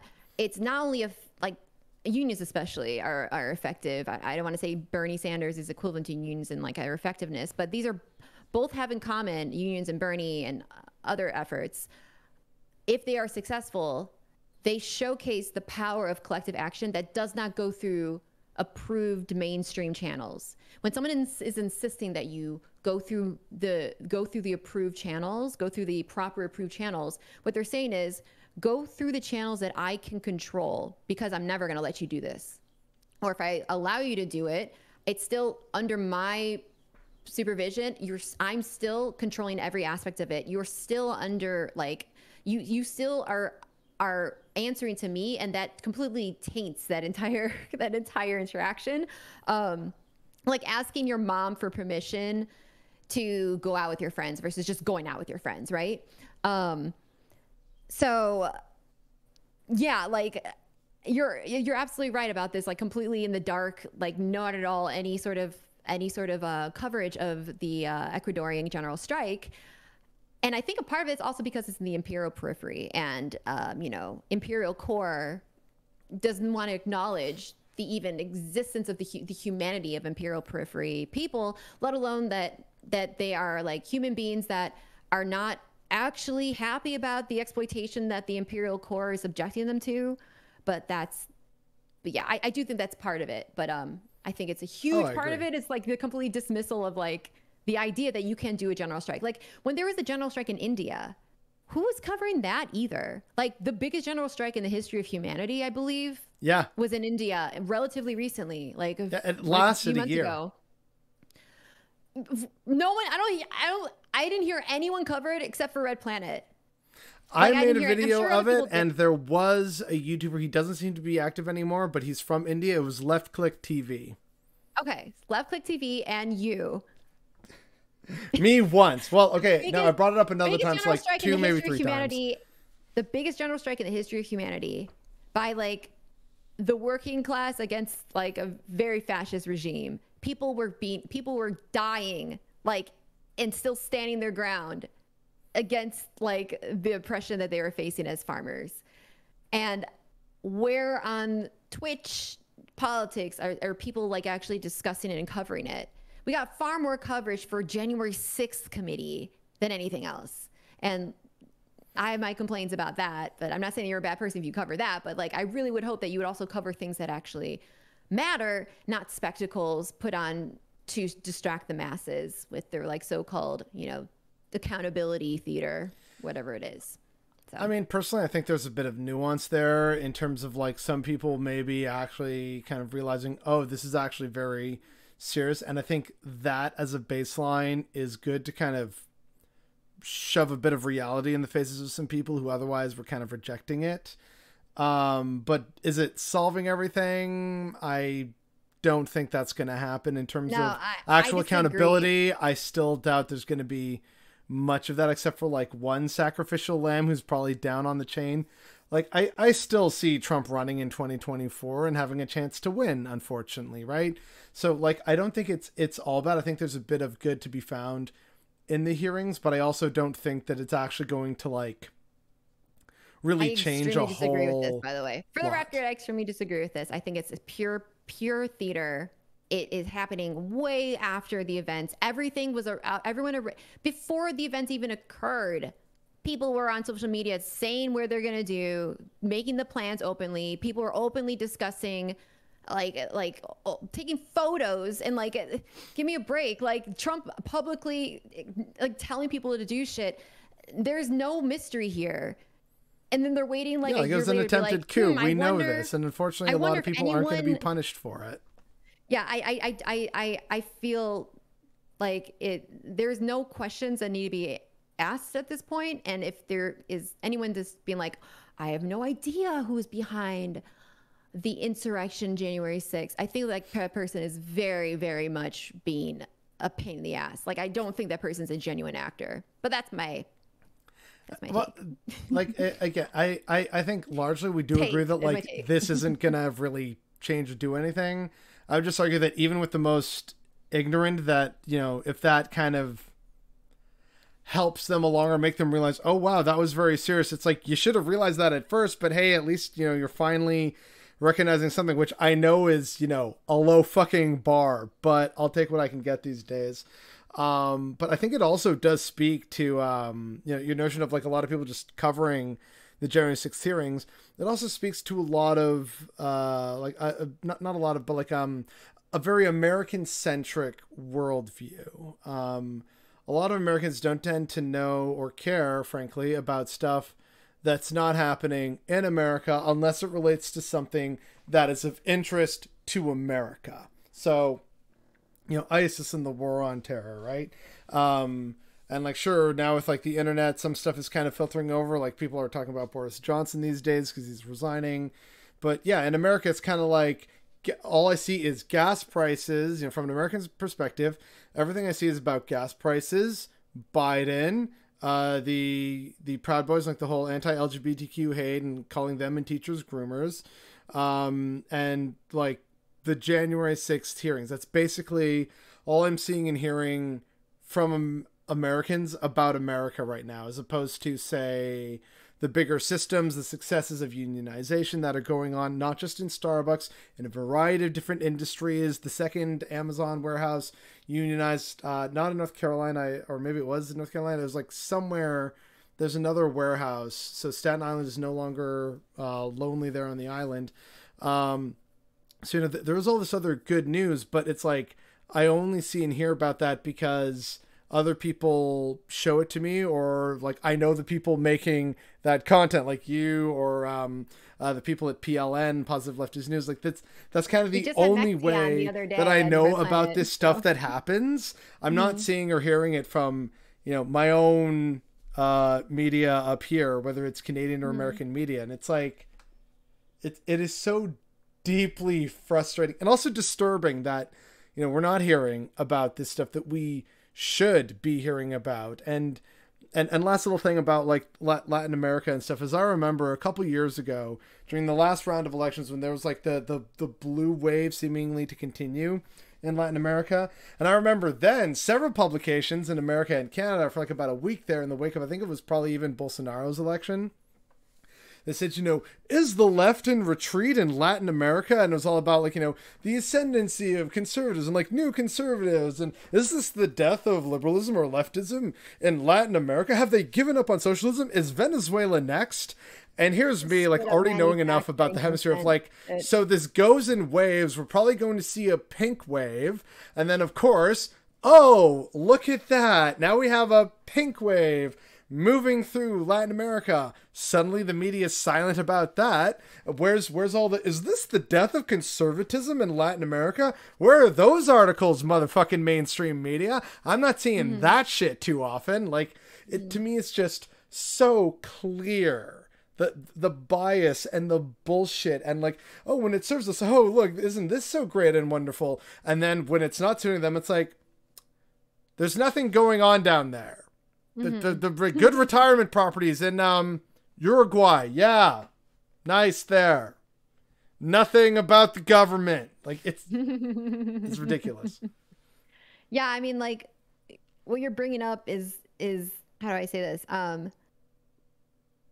When I feel like on the left, and maybe my criticism of people like covering January 6th events. I'm not saying that if you covered it all, you're like a piece of shit or whatever. But yeah, I'm talking about the things you cover versus the things you completely don't even acknowledge exist, and what that looks like. And I think a lot of that looks like allowing the establishments to create the narrative, and then you are reacting to that narrative. But there's no narrative that you are driving, that we are driving. And I would like to see us drive a narrative together. Like when you're covering like Ecuador's general strike, Red Planet's covering Ecuador's general strike. I know we're small beans in the grand scheme of like the big media establishments, but otherwise, what are we doing? Like, are we just waiting for garbage to be sent our way, and then we go, look at the garbage, let's look at the garbage. Oh, the garbage is bad. Moving on. Next day, garbage, more garbage. The garbage is bad. I am admittedly guilty of this a lot on my channel. No. I know. Sorry. No, I think that your channel. You're not wrong. I think your channel is actually not. I don't think of your channel when it comes to stuff like this, because I do think that you provide really great education with regards to these things that are happening. You do cover like other stuff going on, but I think that when you're criticized, like. The reason I was drawn to your channel initially is because I forget which video this was, but you were talking about, I think you just got back from a date. And right. Yes.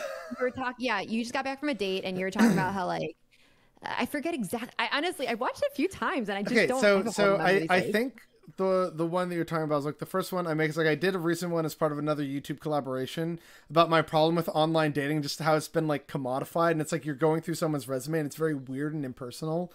You're driving a narrative there, but that's you driving a narrative. You're not just being delivered something and some sort of narrative, and then you're reacting to it. You are sure you're criticizing this. I'm not saying you can't criticize, but you are proactively foot forward with your morality, with your ideology, and you're like, hey, this is bullshit, and I'm going to say that, and I'm going to tell you why. And it's part of that description, part of the explanation is a lot of education, which I appreciate. So anyway, sorry to cut you off, but no. I want to make sure I said that. Thank you. I appreciate it. And again, like, I still stand by my statement of, like, I am guilty a lot of times just being like, man, you know, this just kind of fucking sucks, and I just want to rant about it. But usually I do try and, again, like, provide like an insight or a perspective, or like at least, like, you know, hey, so this is happening and almost no one's talking about it. So at the very least, here's some charities that people can throw some money to that are helping to deal with this crisis, because we obviously can't be everywhere all at once. But again, I think the first video, because I just mentioned the sort of second video that I did as collaboration very recently, but I think the video that you were talking about was, I'd gotten back from a date, and it was like, you know, yeah, you know, like, we'll be in touch. Like, I got the feeling that, like, probably not. And then I turned that into, like, a lesson on, like, why dating for women is fundamentally unsafe. So it's like, hey, like, you know, y'all know that I'm actually a good person and, you know, can handle rejection. I'm very mature about this stuff, but she doesn't know that. She's just meeting me for the first time. So it's in her interest of safety to be like, yeah, no, great. Like, you know, okay. So, you know, because we've all seen, unfortunately, heard the stories, some of which end horribly and in violence against women, of, you know, them rejecting a dude and he just goes off the fucking rails. And, you know, like it's always a risk for women when they go out on a date. It's like, you know, hey, if you don't hear from me at this point, you know, call the cops, like I'm in trouble or whatever, or like they sneak out the back because like the dude's being way too clingy or whatever. Like there's always, you know, so many horror stories that I hear about women and dating and, you know, the conversations they have. And sometimes it doesn't even get to a date. And like the dude's already being like, you know, oh, how come you don't like nice guys? It's like, bro, it's just like, you know, take it easy at first. You haven't even fully met yet. Like, relax, you know? And so it was me kind of pointing out and touching on the whole, like, yeah, you know, I got the feeling that it was this way, but it wasn't me being like, you know, fucking women always lie. They can't be honest to you. It's more like, I get why she had to do this because shit's fucking scary out there for women. And so I want to fight back against that so that it's a better experience for all of us, for women, for men, for non-binary people. You know, if we can actually push back against the shit and educate further against it and meaningfully take action towards it and point out to people, hey, this is kind of fucked up and really messed up in a lot of ways. Stop doing this. And if we can selectively like put pressure on individuals who do this, like I forget who said it, but you know, a lot of like straight white men have incredible amounts of power when all they have to do to make someone else kind of shut up for a while is, that's kind of fucked up, man. You don't laugh at the shitty, misogynistic, racist, sexist, whatever joke. Just be like, I don't get it. Like, that's fucked up. And then suddenly like, oh, well, okay. Never mind. You know, you kind of actively shame them. You're better than, you know, than like me just ranting on the internet about it. Right. But yeah, I think that was the video though of like, hey, it's like, you know, the date, it did go fine. You know, we laughed at each other's jokes, but it didn't like go beyond a first date. And like, she just made up an excuse for why. And it's like, I can read through the lines. It's like, you know what, I'm a big boy. I'll take it. No worries. And I get it, unfortunately. And I just realized like, you know, there's a lesson here that maybe some people need to hear, especially anyone who's a fucking incel. Like this is an unfortunate situation. Yeah. For women, not just in Canada, it's in America, in Europe, anywhere in like Asia, Latin America, Africa. Like it's far more dangerous for women to date than it is for men. Like it's just unfortunately the reality of the situation. It's deeply unfortunate. Yeah, for sure. Especially now with the emboldening of controlling women's bodies, you know, all that bits. Like it already wasn't bad enough before. Just to put a topper on the thing we were talking about before with your video about like, you know, how it's not safe for women out there. That's what turned me onto your content. That's what made me like, I'm very, very reluctant to trust, especially like men in politics that make content.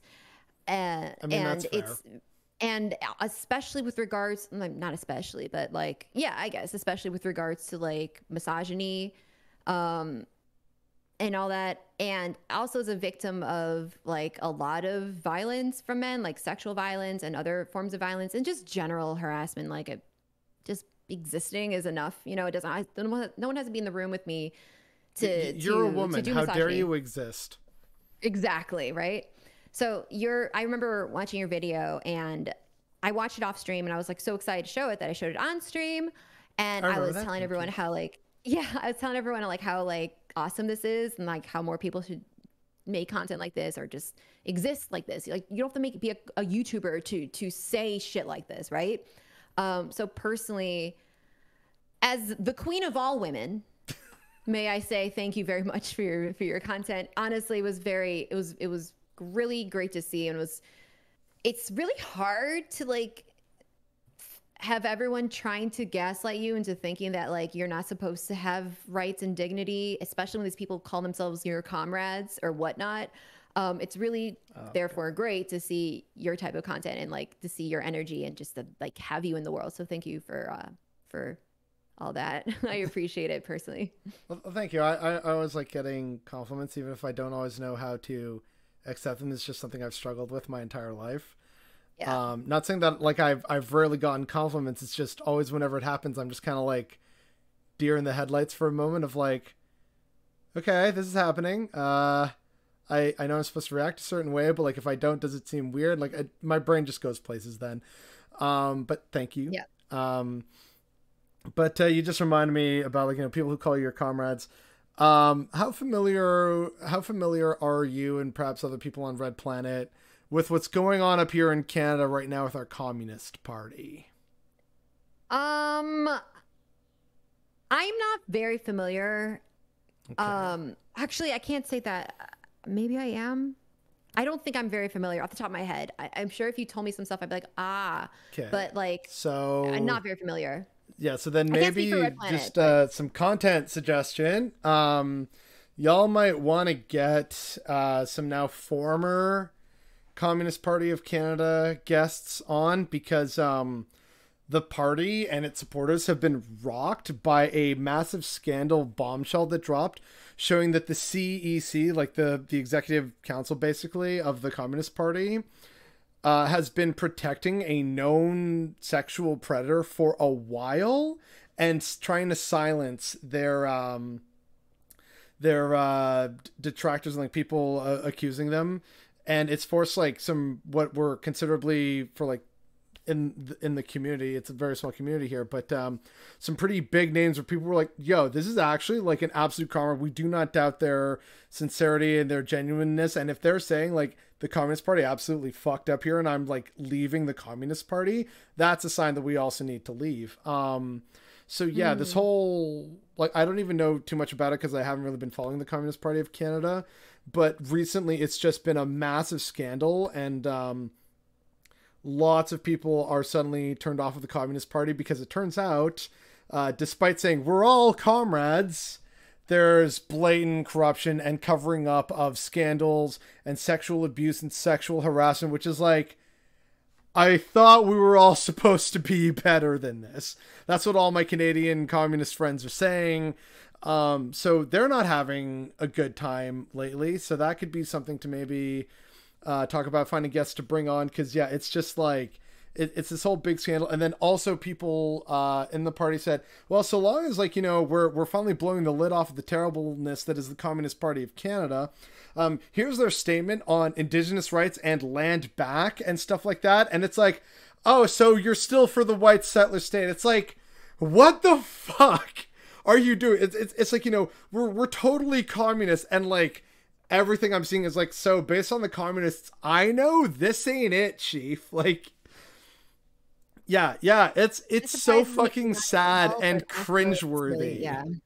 I always hope for better, but like when I hear about shit like this, I'm like, yep, that perfectly fits exactly with what I would expect. And it's frustrating because if I say that, little old me, people just like, I was saying this earlier, there's so many shitty people out there that I don't speak about because I know that if I say something, no one will believe me. And I also know that I will be thoroughly harassed for it and I will just be in pain and will suffer. And that person will see no repercussions. In fact, will probably just get more famous because that's typically how this shit works for men, right? That are abusers. So I'm very used to like that dynamic on the quote unquote left. And it's really so fucking depressing whenever you see that over and over and over again. And it doesn't have to be a communist for the record, but it's just showing that communists are doing it, or anyone who calls himself a socialist or a leftist, just shows like how deep the roots of these forms of bigotry are. Yes. And also, if that's the case for these groups, imagine what it's like for your run-of-the-mill Dem group, your run-of-the-mill, and any group. It doesn't even have to be a political group, any group. And you wonder why women don't fucking come forward. You wonder why they're just like, I've done the math. I've seen all of the women that have publicly come forward with mountains of evidence even. They can have evidence. And it doesn't matter. He's still going to be nominated for the Supreme Court. This guy's going to be elected president. This dude's going to still be a fucking like multi-billionaire and still going to continue like doing his thing and seeing no repercussions.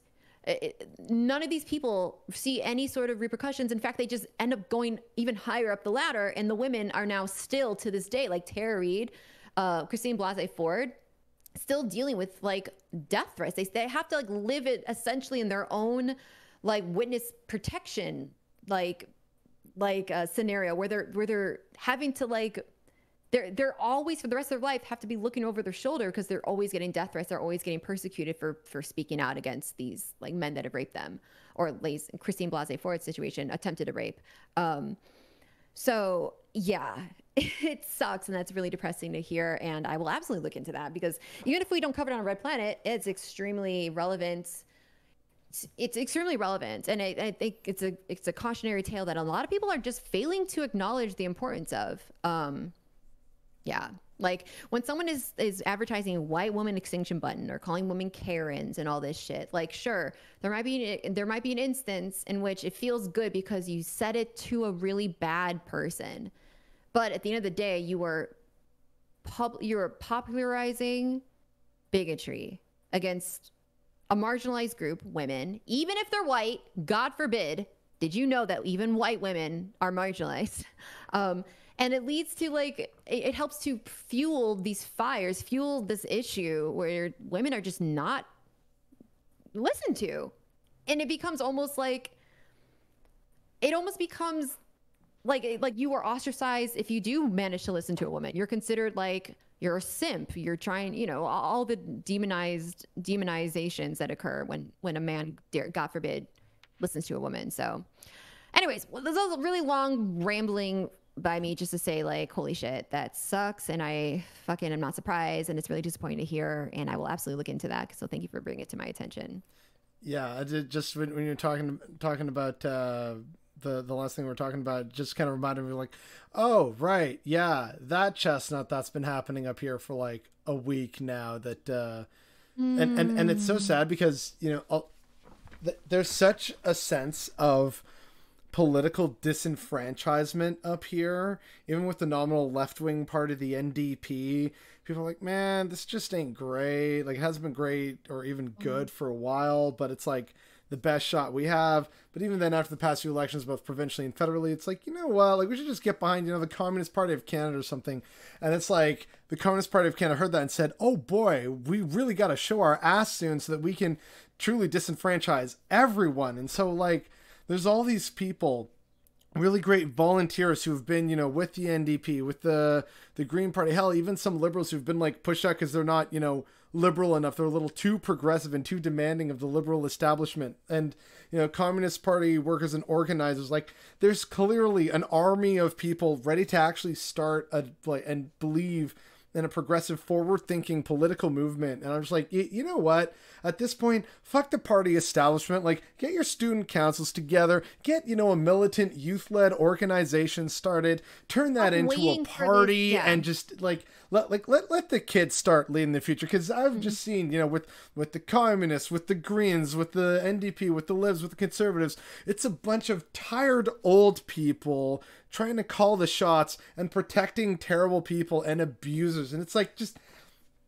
I know what the kids want, and the kids want some pretty good things. It's their time now. Let the kids do it now. Like that's just kind of how I feel at this point. Like Get rid of all this old stuff. Start, new youth-led organizations, turn those into parties and like party councils, and then have those start to form an actual new party. Then maybe, hopefully, that, scares, the NDP, the Libs, Greens, whoever. Like, wait, what? We're losing this to like actual democratic socialist kids now? What? No, wait. No, we totally are going to like nationalize housing now, or whatever it is you want. Like, that would be kind of nice to see, but it can't be me doing it, because like I'm too old. I'm in my 30s. It's got to be like the kids, and I'll be behind them every step of the way. But like, I just know that there's angry, wonderful young people out there who feel so ostracized by parties, whether they're big parties or small, minor parties. They're just so done, but they believe in a better world and they have the energy for it. And it's like, I'm willing to help canvass and campaign and spread the word, but like y'all got to actually do it. Yeah, I mean, I would say that a lot of them are probably going to be so turned off by the entire electoral process that they might just, I mean, they're already doing like unionizing, just direct action. Which is good. General strike. I mean, that's ultimately, I'm of the belief that we're never going to be liberated via approved channels. I'm of the opinion that we'll never be able to vote our way to anything like to a liberated, like to liberation. It doesn't mean that voting is completely worthless, for the record. But, because there's like non-reformist reforms or revolutionary reforms, things like, for instance, in America, like Medicare for all. I'm not going to say Medicare for all is bad because it's a thing we vote for, but these are things that can help to alleviate some of the pressing concerns for the working class, to allow the working class to be like healthier, have more time and energy and like ability to be able to, organize, and to also be witness to what happens when you socialize a program rather than just privatize it, right? Just the success story of that. Also not have to have the requirement of having to be employed in order to get health care, which is the case in America, unfortunately. Yeah. Stuff like that. I'm not going to say that that's like a worthless endeavor, but just I'm of the position at this point that we will never be liberated via an election. Elections can help, but true liberation will come not only directly from the working class, but from the most marginalized of the working class. Say like Black trans women, for instance, are some of the people that are going to be like leading that effort. And we have to center them, which is a thing I'm sure wasn't happening in the Communist Party. I'm assuming that it was probably not that group. It's a whole thing. Again, I'm not, really that privy to the Communist Party. Most of what I know is from other people in comrades that I follow online who are Communist Party of Canada members. And that's how I found out about this whole like nightmare scenario. For the record, I don't know anything about it for anyone's watching. So if there's anything that I've said that disagrees with reality, then please forgive me. I have no idea, but like, I'm just going off of like what I'm like some basic assumptions of what political institutions are and how they're typically structured and who typically is leading them. Yep. And also like what you're telling me. So yeah. Yeah. So yeah. And again, like we're by no means, we're not experts on this, but just wanted to bring it up because it kind of what we were talking about earlier reminded me of it, and I haven't really brought much attention to it lately, and I did at least want to mention it somewhere. But it's also one of those, like I hesitate to say depressing, but it's kind of like it's there's a way to make voting better for people without having to, I don't want to say this to sound like a ruling class shill, but it's like the ruling class still gets to maintain its power under a more fair and equal voting system. Like the ruling class still exists if we have ranked ballots, proportional representation, single transferable vote, or some combination thereof. The ruling class is still there. They just have to work a little bit harder to do what they want to do, but it's like they're still there. It's not like we've had the glorious revolution. What was it, like that one news anchor who said, if Bernie wins, he's gonna behead people in Central Park. It's like, based when's the party, my dude? Like, I fucking wish, but we don't live in that world. But that was the fear, right?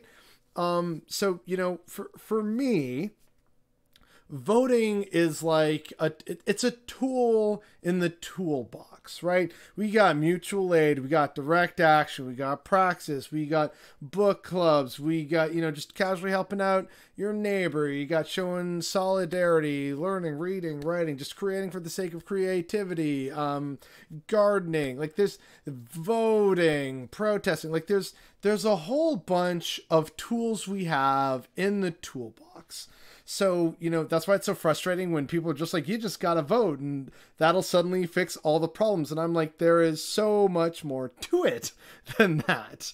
But it's part of the toolbox. So yes, I vote in every election, even though, again, sometimes I'm not very enthusiastic about it.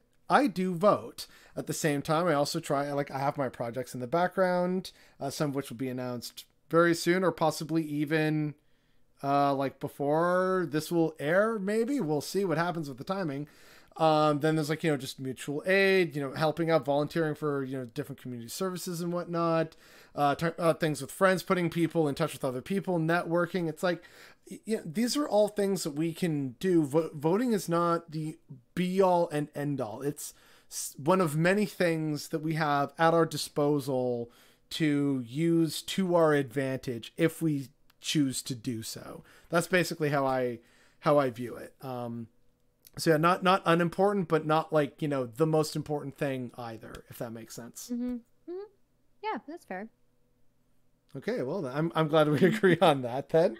I think we're probably in disagreement with the exact level of importance, but I think generally speaking, it doesn't really matter that much. I think, yeah, we basically agree. I'm not going to say that it's completely completely irrelevant. It's clear that people that have the power to, do certain things that I don't have the power to do directly, that can change the state of things for lots of people and has. But voting as politics, and that is the end of politics, is a capitalist that's a construct that is perpetuated by capitalism to basically, take away the mobilization and organization that the working class is capable of doing, and just being like, no, none of that's necessary. All you gotta do is vote. All you gotta do is vote. You just have to tell the ruling class member which ruling class member you want to be your overlord. That's the only thing you need to do for politics. That's all you need to do. Nothing else needs to be done. And that's actually not true and very, very harmful. So yep. Yeah. I think we're in agreement there. Yeah. Oh yeah. By Absolutely. the way, for the record, I'm always still learning about stuff like this. I used to be I was really advocate for Bernie, and don't get me wrong, I still would today advocate for Bernie, but I put way more stock into voting then than I do now. And I expect that in the future, my position will have shifted. So as I'm sure yours will, I'm sure everyone's will, or maybe not necessarily shifted, but you're open to it shifting because you learn more, and the world changes. And then, the shit, it's just the way that existence is in living in society. So, just to say, if you're watching this video in 15 years, I might disagree with me from 15 years ago, but yeah, we always should be open to changing our mind with it, obviously within reason. I'm not about to entertain a Nazi, please tell me your deal. Nah, I'm not interested in that. But with regards to as people on the left, how can we action a better world? How can we create that better world? Yeah, I think that's always a conversation to have and to learn from and to explore different ideas. Yeah, and I'm hoping that more people are open to different ideas, and also having a bigger sense of awareness of the system, how it works, the idea of harm reduction, but also actually being in your community, building grassroots organizations and movements toward things. It does take work, and I know that people only have a certain amount of time that they could even freely give to stuff like that. I understand limitations of people power as opposed to, say, the sheer financial colossuses that are out there. I get it. This is why general strikes and that type of thing is so powerful, because those colossi, I think is actually the proper Latin. Thank you. Colossi, the colossi only are colossi because we workers create that value for them to you know, we're essentially enslaved by them. For, you know, just to make it very dramatic, we're enslaved by them. They are benefiting from that. Yeah, they're benefiting from that servitude. And if we simply cease to do that and say we will not until, or we refuse to do anything, like they literally, if you imagine like the perfect general strike, every single worker being like, I'm not working, that's the end of capitalism. That's it. I mean, it doesn't even have to be every single worker. It really doesn't. It has to be just a certain amount. There's this quote from The Matrix, the first sequel, I think.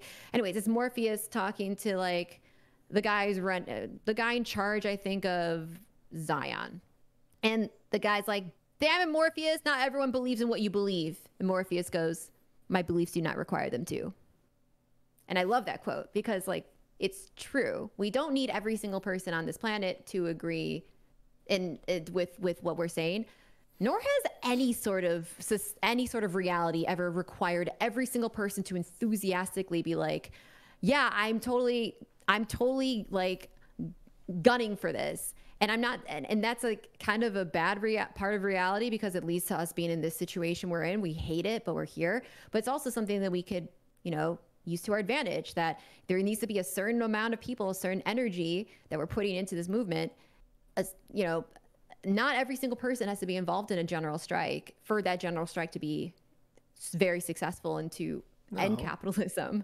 So I forget why I was bringing this up, but I just want to make note that general strikes are extremely based and extremely powerful because, and if you're looking around you, everyone watching right now, look around you, look at everything in your room, if you have a fan running, feel that air from the fan. Look at the walls are constructed. Look at the floor. Look at your mic, if you got one, your desk, everything, your water or lack thereof. All of this is provided by the working class. None of this is provided by the ruling class.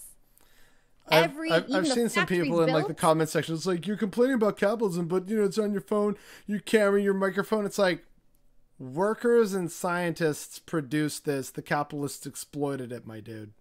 And also, I can't like not be speaking to you right now without using the existing society we live in. Yeah. By the way, we touched on this at the start. This is the meme. Are we really doing the meme? Like, do I have to? We're always doing link it in the comments. Someone write in the comments, write the meme and put the meme, please, because I don't want to have to describe it. But you're doing the meme, really. You're doing the meme. But yeah, like that's the power of the working class. Look at all this shit. We create everything. This is what we actually have control over.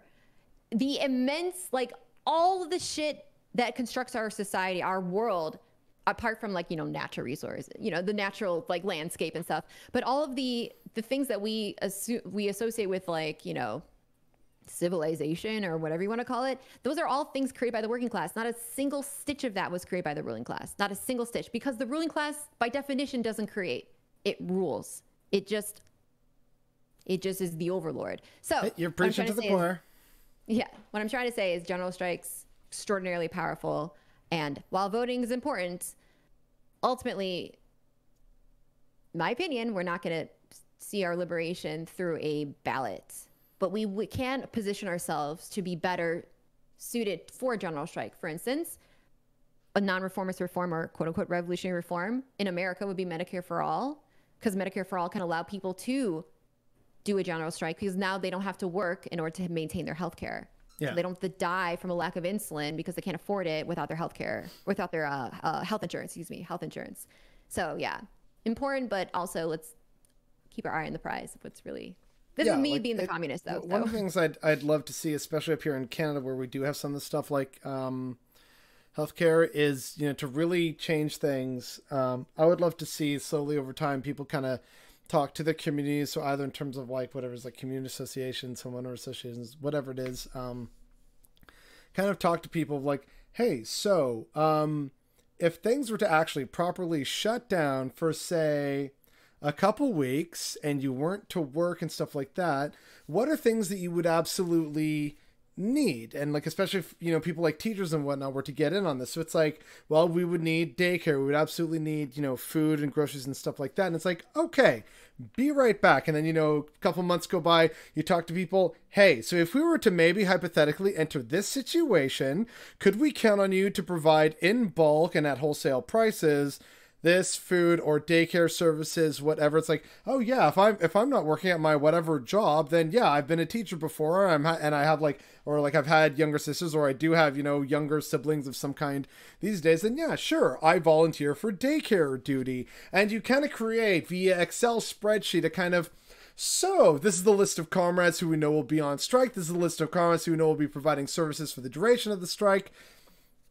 And these are the comments that we still have to convince or whatever else. Like, you know, just kind of like, you know, have the stuff together and be like, yeah, so, you know, we're going to set up this time and don't worry, like all your needs are going to be met. You're going to have access to whatever it is, like healthcare, your medicines, like even if you need to order them in advance, like, oh, if like, you know, all the couriers go on strike or something like that, then it's like, don't worry, we'll make sure like you have your medication before this time when you get your medication. Mm-hmm. Like, you know, like it would require a lot of in detail organization, but I would love to see a kind of slow, methodical, steady, like, hey, if we were to actually voluntarily shut down in a quote strike for a few weeks, what would you need to be covered so that you would be comfortable during this period of time? So, you know, medication, healthcare, clean water, you know, keep the lights on, whatever it is. And it's like, okay, so these are the people we need to talk to and convince, and also potentially, you know, help them to be like, hey, you know, power line people, we need to still keep the power on. If you face risk of reprisal, don't worry, we got your back. We'll, like, you know, blockade their buildings or whatever.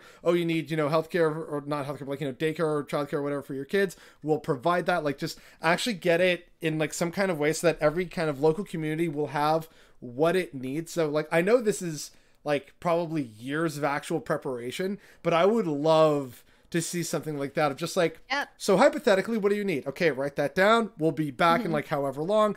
Go talk to people, come back. So we managed to get this, but not this. Do you know someone who could do this? Blah, blah, blah. And then eventually kind of everyone's like, wait, so like we can actually do this? It's like, yeah, let's do it. Let's just actually like shut down the country voluntarily for 3 weeks until they give us housing and shit like that. And then it's like, okay, all right, fine. Like, I would love that. Yeah. No, we've all been doing this shit. We don't need an overlord. And by the way, a lot of the shit we do is fucking worthless. It's just garbage. We don't have to do it. You don't need to be a fucking salesperson at Best Buy trying to sell like ancient DVD players or something. Okay, have you seen that image of the dude who took a selfie in the Baskin Robbins mascot? And he just like took the selfie in the mirror and he says, how the fuck am I essential? That's funny. I love that one.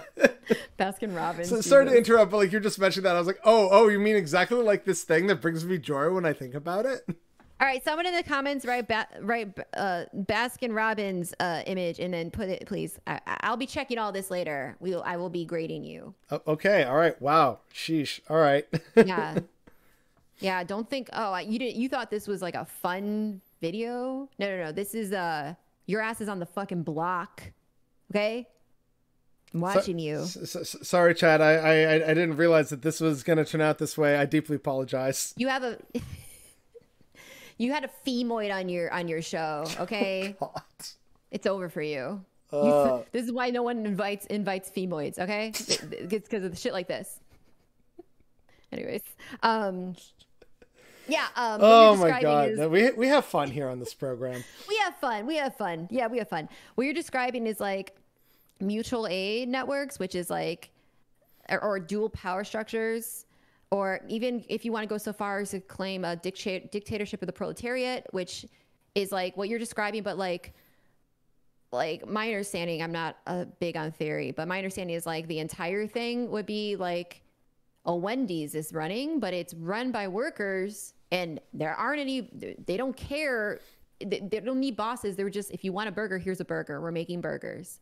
And the people supplying the raw materials are creating the raw materials because they're trying to feed people, because that's the kind of world we want to live in, is one where you just, if you're hungry, here's some food.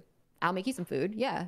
You need some food, whatever. And that doesn't mean that's, I mean, again, I'm not a theory person, so I might be messing this up. That's not communism per se. Yeah. But like that is a dictatorship of the proletariat that can lead to a system that is like a communist system, because a lot of people would argue that a communist system wouldn't involve like people having to flip burgers all the time. So like, let's think a bigger picture here. But yeah, what you're describing is it's very much on par with like a lot of like Marxist Lenin, like what Marx said, what Lenin said, a lot of these old dead motherfuckers that everyone loves to quote a lot, which I think they have a lot of great shit to say. Don't get me wrong. I'm particularly personally partial to Lenin because Lenin just makes more sense. Marx doesn't make much sense. I don't understand how to fucking, I can't understand the man. I don't get it. What do you say, I haven't read basically any theory. I've read some essays here and there by anarchists, communists, and like a syndicalist here and there. But like I haven't read Das Kapital, for instance. Oh yeah, don't do that. But I've been told it's important reading, so it's like it's on the list at some point. Yeah. Right now, what's next up on my reading list is I think it's called How the West Underdeveloped Africa. That's a book that was recommended to me by who's it by? Do you remember? I forget. I just know the book. It's sitting on my shelf on the list of like get through this stack. I've been slowly getting through it this year. I try and have like a stack of books I get through every year. This year's been a little more difficult to get through due to just like a lot more other things happening, but I've gone through a few books at least. Well, I think a book that you might enjoy is How to Blow Up a Pipeline by Andreas Malm. It's a really good book. That's also been recommended to me. Yep. Yeah, it's a really good book. In Minecraft, by the way.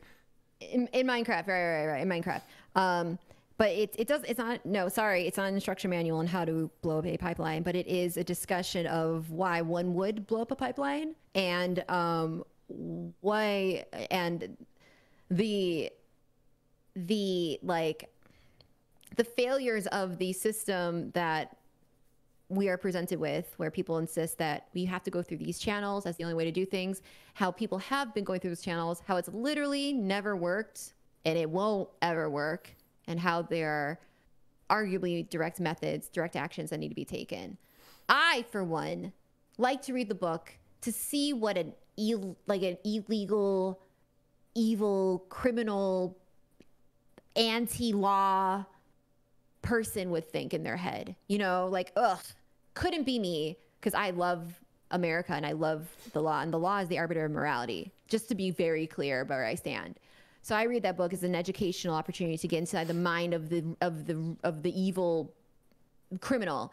Why would one of the evil Antifa? Why would an evil Antifa super soldier feel the need to blow up a pipeline? But of course, you know, would never. I would vote, and I love Joe Biden. Thank you, Joe Biden, for being my president. Oh God.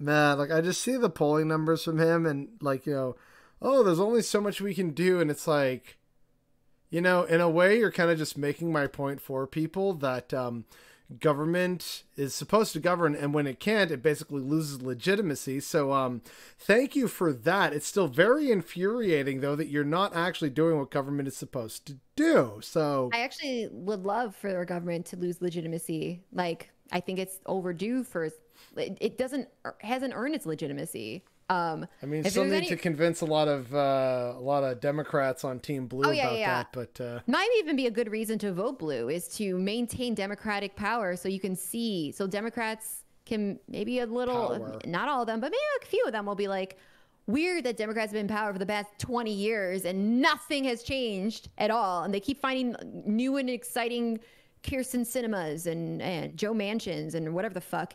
They just find new people to blame everything on. Isn't that interesting? Gee, I wonder why that is. I don't know. I don't know how people come to these conclusions, get de-radicalized, truly. We never even talked about that, by the way, the de-radicalized thing, but that's okay. We can talk about it another time. Whatever. But no, it's kind of a similar thing up here in Canada, where several provinces, like most recently ours, basically, like Doug Ford got reelected here to another majority term. So that basically guarantees another 4 years of him as our premier, the equivalent of like a governor, basically. And of course, before that, though, was like 15 or so years of liberals. So people are like, oh, things are just so terrible. I'm like, yeah, Doug's made it worse. But within my lifetime, I've now seen liberal governments and conservative governments, and shit hasn't gotten better, folks. So what are we going to do about it? Right? Like it's also the same in Alberta, where they've basically been voting conservative religiously for like decades at this point. And it's like, at some point in Alberta, you're going to have to wake up and realize that you are the architect of your own misery. So like change it. So I'm hoping that more Canadians are starting to kind of wake up and realize that, you know, hey, these establishment parties have had how many years, decades promising programs or saying that they're, you know, going to fix things, but it's like stuff just gets worse and worse, and there's really only like so much that people can take before hopefully they kind of wake up and realize, wait a second, it's all bullshit, we need to get rid of these people and, you know, put some new blood in there or something. So I'm hoping that happens in the future. But on that notion of hope, because we have talked about, you know, the world we'd like to see, stuff we can do. So what, if anything, gives you hope for the future right now? Or what is some kind of aspect of hope or optimism that you would want people watching this or listening to this to take away from our conversation today? This is a really good question. We actually did an episode on killing the black pill on Red Planet. It was one of our first episodes. So check that out on my YouTube channel on youtube.com/KiraChats. It's just type black pill in the search, it might pop up. But we address this question directly. And there's plenty more to say, like talking about how to remain optimistic or why one would be optimistic. I don't think remaining optimistic in the face of like certain defeat is necessarily very wise, but that's not the situation we're in. That's the situation where we're certainly suffering, but to say that this is certain defeat would be extraordinarily naive, and I think very selfish, because I think a lot of the people saying that are very privileged in that ability. Like you're seeing like Ecuadorian workers pursuing a general strike, and a lot of them are severely suffering because of that strike. They don't have the option to like be doomer. It's quite literally like life or death. Same with like, say, Palestinians in Gaza. Like it's not, oh, do I choose to feel, I can't speak for them directly, but I would imagine that like the conversation of like, ooh, as a white girl living in the imperial core in America being like, oh, I'm so bummed out for Palestinians. Oh, it's never going to work out for them. Oh, it's so sad. I'm just not, it's like, that's a luxury for me to be a spectator of like someone's immediate day-to-day lived circumstances. And I want to make people make sure that we remember that. It doesn't mean that your life is easy. It doesn't mean that you're not dealing with your own garbage. And it doesn't mean that you're a bad person if you do feel doomer and you do feel shitty about stuff. Everyone does. You're a human being. You're a human being, right? It's just to try to push back on this, like this very like comfortable, seductive, very trendy place to be, which is, well, I exist on the internet and in the imperial core, and I just feel like there's no point, so I'm just going to stop caring. So now I'm just going to game, and I'm just going to suffer silently. And trust me, you're still victimized if you're in that situation, but I feel like there's a lot of privilege you're benefiting from right there. And I don't think you're being realistic with the scenario. Things are not completely and utterly over. There's so much fight left to be fought. And we're seeing the younger generations lead the charge in this. Like we're seeing Zoomers in Starbucks, which is, by the way, Starbucks has unionized like way back when, but briefly, and Starbucks likes to claim it never happened. So it wouldn't be fair to say it was the first time Starbucks has ever unionized, but in my lifetime, I believe it has the first time.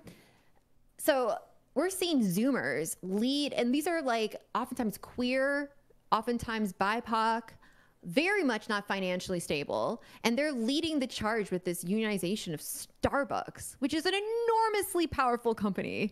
Like that shit's fucking inspiring. That's exciting. And as much as I think like, you know, Zoomers aren't perfectly pure and free of like bigotry because we're still living in that type of society, it's really inspiring to see how quickly like Zoomers were willing to like oftentimes call out this bullshit, and oftentimes like be able to like first like put their foot forward and be like, here are my pronouns, or like here are my neo pronouns, and you know, I'm willing to call out white fragility, I'm willing to call out these things. Like it seems like they're not as like, maybe like instead of where we're coming from, because I think we're probably around the same age-ish, early 30s.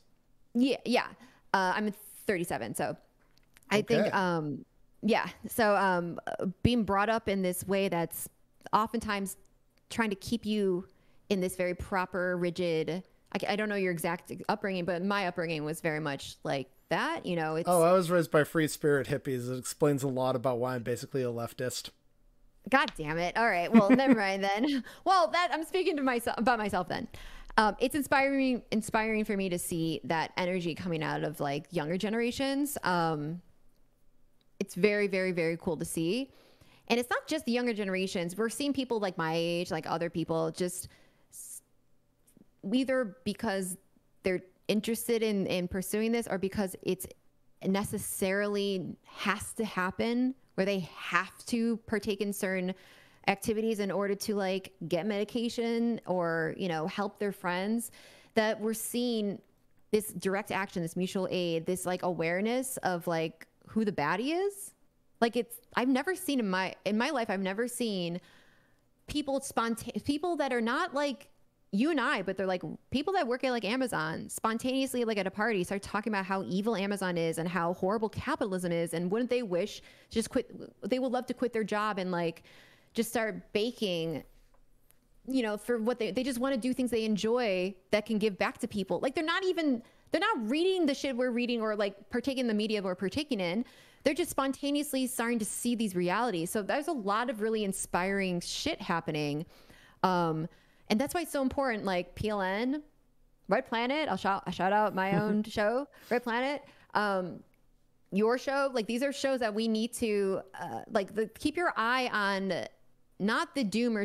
Because don't get me wrong, doomerism or doomer news.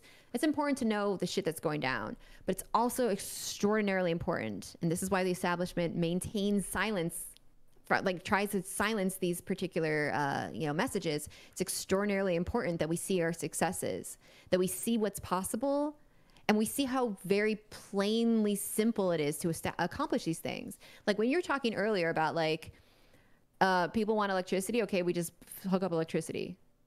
That's it. That literally is it. People need some food, okay, we create food and we feed them. It's extraordinarily simple. It convolutes things to add in these like systems that are trying to propagandize how they're necessary and try to like, imprison people that are speaking out against it or like not perfect Make for it the a profit system. And motive, all that sort of exactly. Stuff. So like, I'm very inspired by that. I'm inspired by the fact that communism is inevitable. I'm inspired by the fact that more and more people are starting to wake up to this reality. I'm inspired by younger generations, especially in how they're like unionizing like everywhere. Mm-hmm. In like historically like unprecedented unionization wave. I'm inspired by like people starting to say that they're they're against America, like which wasn't allowed to say such things, and they're like happily. Yeah, can you imagine saying that in like 2005? Holy crap! I remember criticizing America at all. My mom was like, "That's what a terrorist says." And she just like straight up was like. And I'm like, Mom, I'm your daughter, but she was like very much against that. Like criticism of the cops, saying all cops are bad. What? Like so many people are just happily being like, all cops are bad. And if you don't think so, fuck you. Like that's not something I've personally ever seen as a white girl. Maybe, you know, in non-white circles much more common, but like, I'm really inspired by how popularized these, like this energy, how like, I don't know. It seems like we're dealing with this brimming energy, this growing energy, and it's coming from younger people too. And it's like, if we can keep working together to create a better future, and it's possible. And the only thing that's standing in the way of that is an increasingly agitated ruling class. Yeah. It's this like idea that we can never abolish capitalism. We can never. Like the capitalist realism, the book written by, oh my God, what's their name? Mark. Oh my God, I'm losing my mind. Anyways, capitalist realism. I forgot the author, but basically the idea of capitalist realism being that it's a mentality, it's an illusion, where under capitalism you think it's easier for you to envision the end of the world than it is for you to envision the end of capitalism. And that's the case for so many people under capitalism. Yep. That's a myth. That's an illusion. That's why they sabotage all efforts for solidarity. That's why they try to imprison people that are trying to feed hungry people. They're just like, you're hungry. They throw you in prison for trying to eat out of trash cans in America. Like, this is why they try to sabotage Bernie Sanders' career, where not that Bernie Sanders himself was like this most powerful demigod, but because of what it represented, grassroots organizing, not corporations, not ruling class people leading the charge. So yeah, it's possible to abolish capitalism. Don't fall for the bullshit they're trying to sell you. We can actually totally, and it's simpler to do so and very much more direct to do so, create our better world together. And so that's the message I would like to leave your viewers. Okay, awesome. Oh, and also that the kids should lead the way, because we're seeing it with Gen Z. The Zoomers are doing absolutely great stuff out there. The most marginalized of the kids. Yeah, absolutely. There we go. All right. I think that's a pretty good positive message to end on, that there is absolutely hope. You don't need to take a black pill. Like, people are doing the work. I understand it. It happens for us. We all have our days. Don't you worry about it. It doesn't make you a bad person. Just lean on your comrades and, take some personal time. It's okay to refresh and, take care of yourself. You're also a person under communism. It's not communism, or it's not society and then you're part of that society. You're also someone that I care about. Your happiness and your health is something that I necessarily care about because of what we're trying to create here. So take care of yourself. Thank you. Yeah. No problem. Whatever.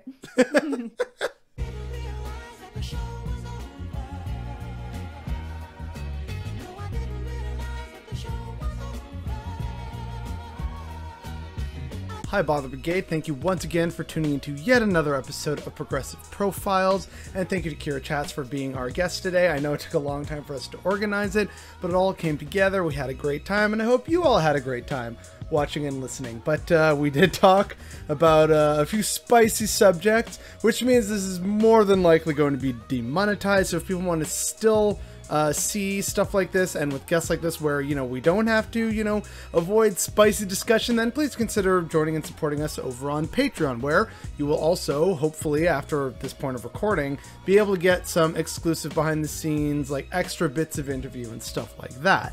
Which, by the way, gotta absolutely shout out the patrons. I know I already did it in the video, but again, thank you all so much for your support, including right now during these very crazy and chaotic times. It well and truly means the world to me, as does the support of everyone who's been supporting not only the channel but also this show in particular.